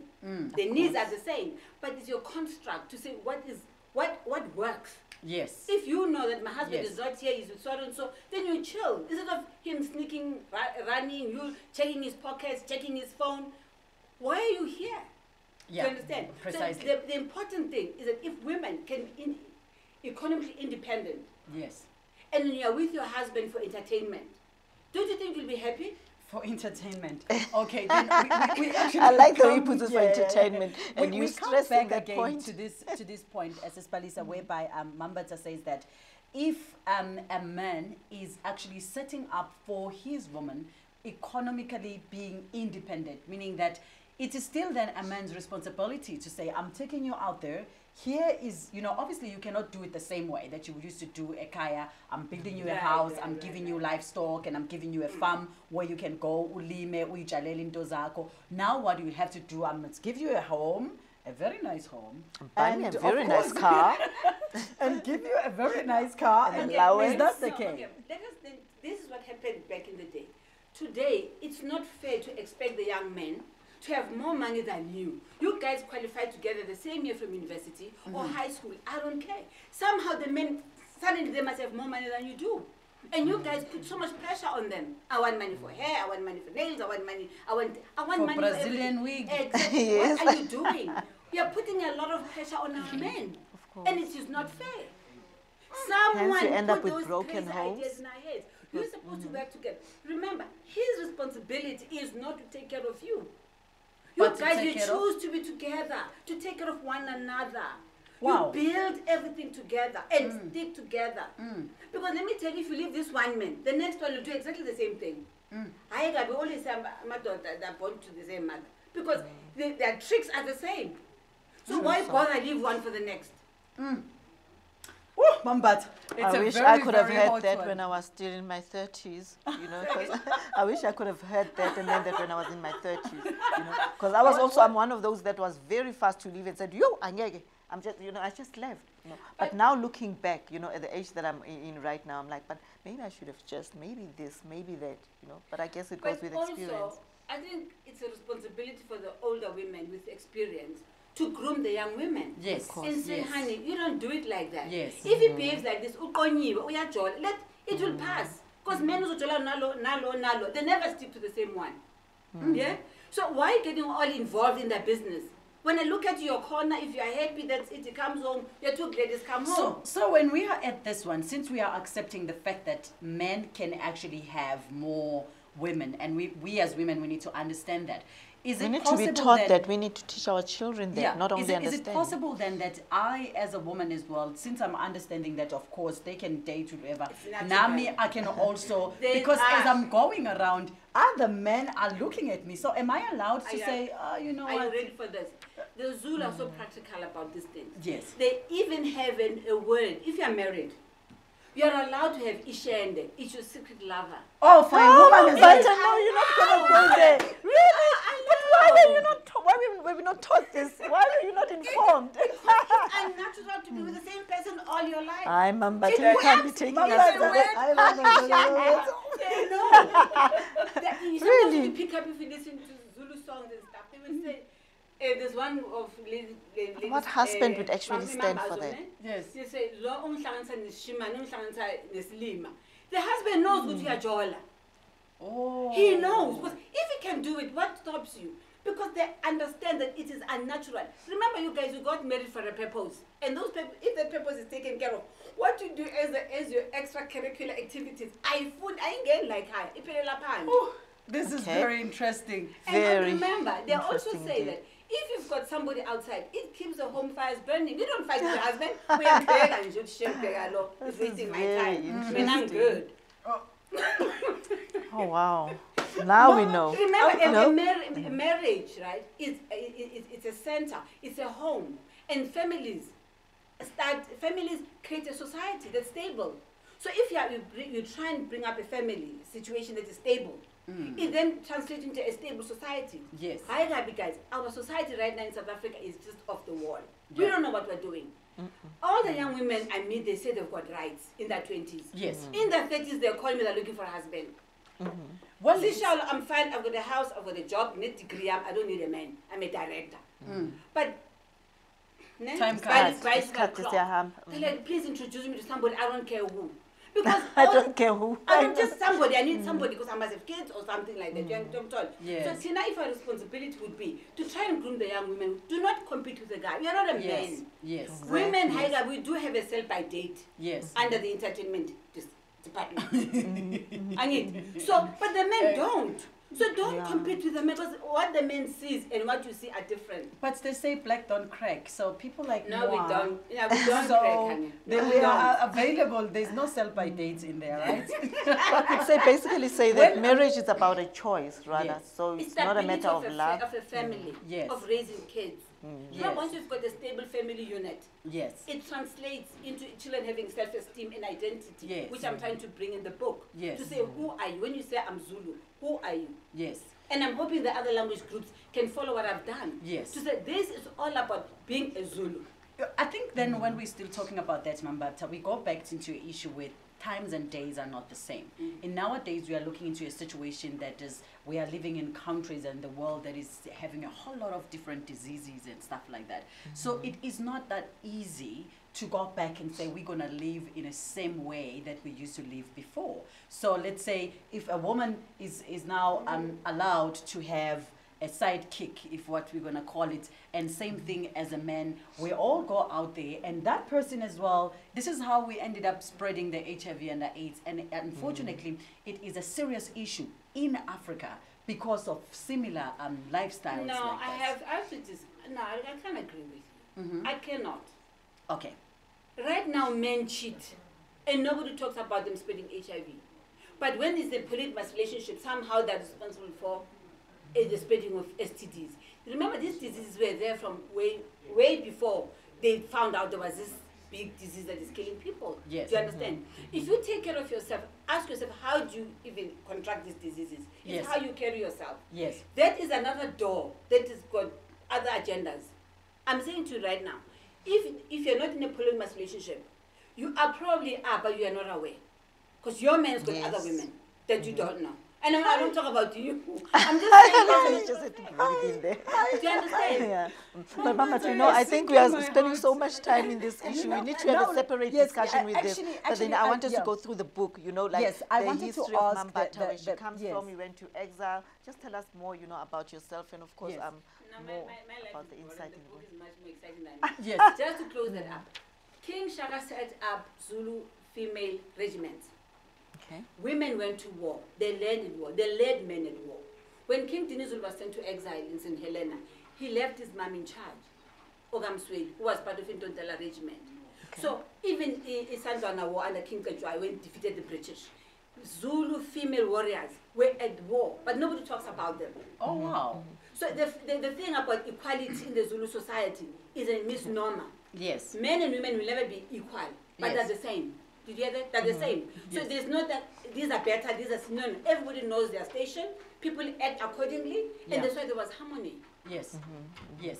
Okay. I mean, now when we come back here on page 168, you're speaking about Impi Yasencome, which is actually one of the most famous awards that has ever, battles rather, not wars, battles that have ever taken place in Southern Africa. I mean, there's even a very big song. We used to sing Balisa Tina when we were younger, because you know Zulu. That's why you sing. My blood father is Zulu. Oh, okay. Mahlasela, yes. Shares that my mom was married to a Motswana. Oh, okay. So you are Zulu, Palisa. We need to change this thing. So you need to stop this Tswana thing and whatever. Your blood is Zulu. I was raised so by basically, when we go back into that, this is actually one of the most important battles that have that was won by the Zulus. Do you want to maybe elaborate a little bit about that war?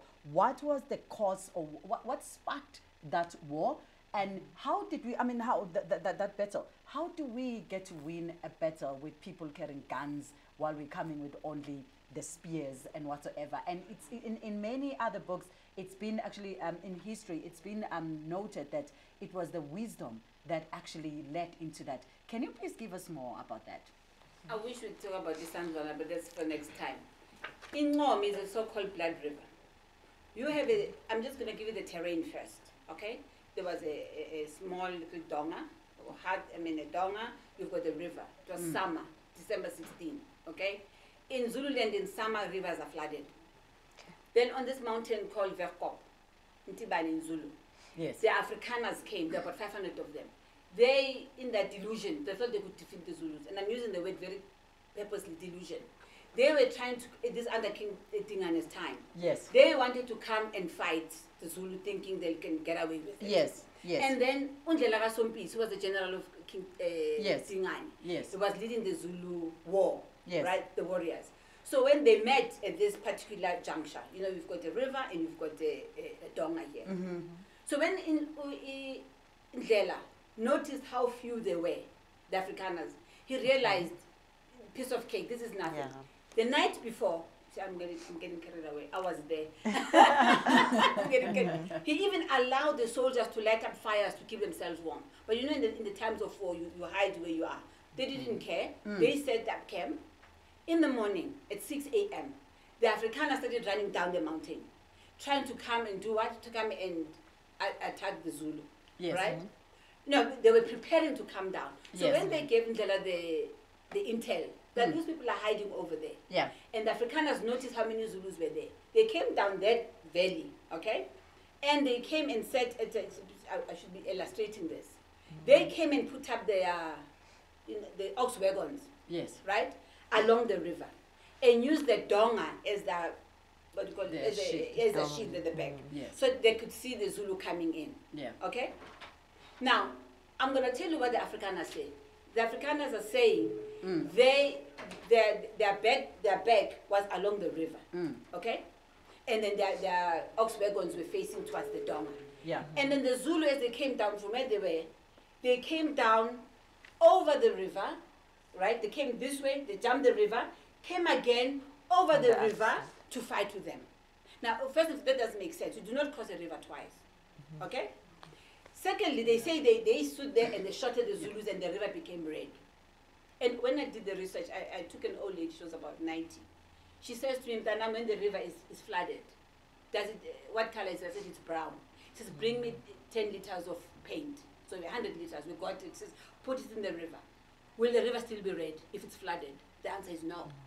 The water is not stagnant. That's the first thing.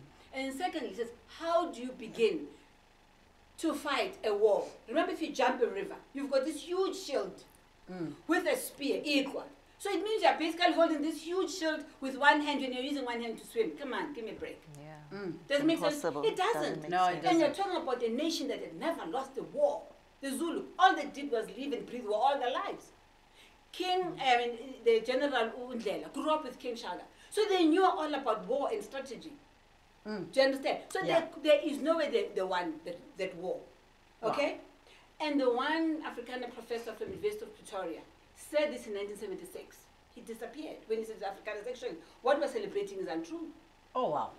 Now this is very, very much amazing. We have had a beautiful time with you. So now I would like to know that where do people get hold of this book? And, where can we get this book? I'm selling it myself. Okay. And it's in the boot of my car. Oh, wow. Okay. And I'm loving all the love that I'm having from the book. People are buying the book a lot. It's Nisi Zulu, but the English is going to be out before August. Okay. Okay. So how much is it? Like you the said, book is $350. Okay. Okay. Thank you very much, Mama, for joining us today. Palisa, before we can close, 1 second. Well, thank you so much. Very inspiring indeed, and I'm very well informed as of now on. But I'd like us to invite you again just so that we can have more, on especially polygamy, Susan. I think that's why, very much interesting. Next time I'll talk about myself. Oh, yes. But yes, I'm from Dube, Soweto. I'm born and bred here. Yes, I was in exile. I left in 76. So I'm still standing. Thank you very much, Mama, for joining us, and we're definitely sure that you will actually do catch up with us in the future. I think that was it that we had for you today. Closing words, Palisa, before I shut this thing off.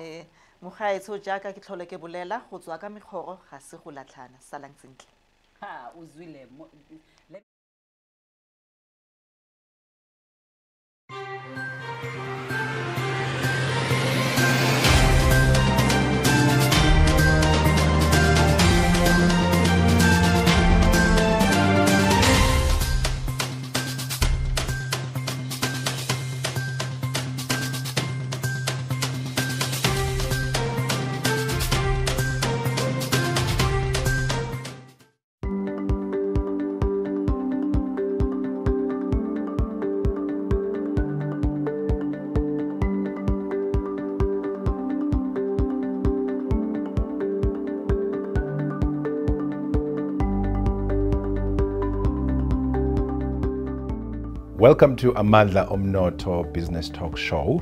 It was a legacy left by the apartheid government. It's very important that for business people, whether they are especially SMMEs, in doing business with developing countries. The measurements, on the other hand, that have been introduced to deal with COVID-19 have harmed our economy beyond what I think has even been measured. The giants like China realizing that the US and Europe are losing the grip in the world economy, and Africa was a playground. Many of black people's small businesses in particular are not even registered. Any country that has ever been reliant on IMF has never been able to come out. Africa is indebted to Asia and Europe.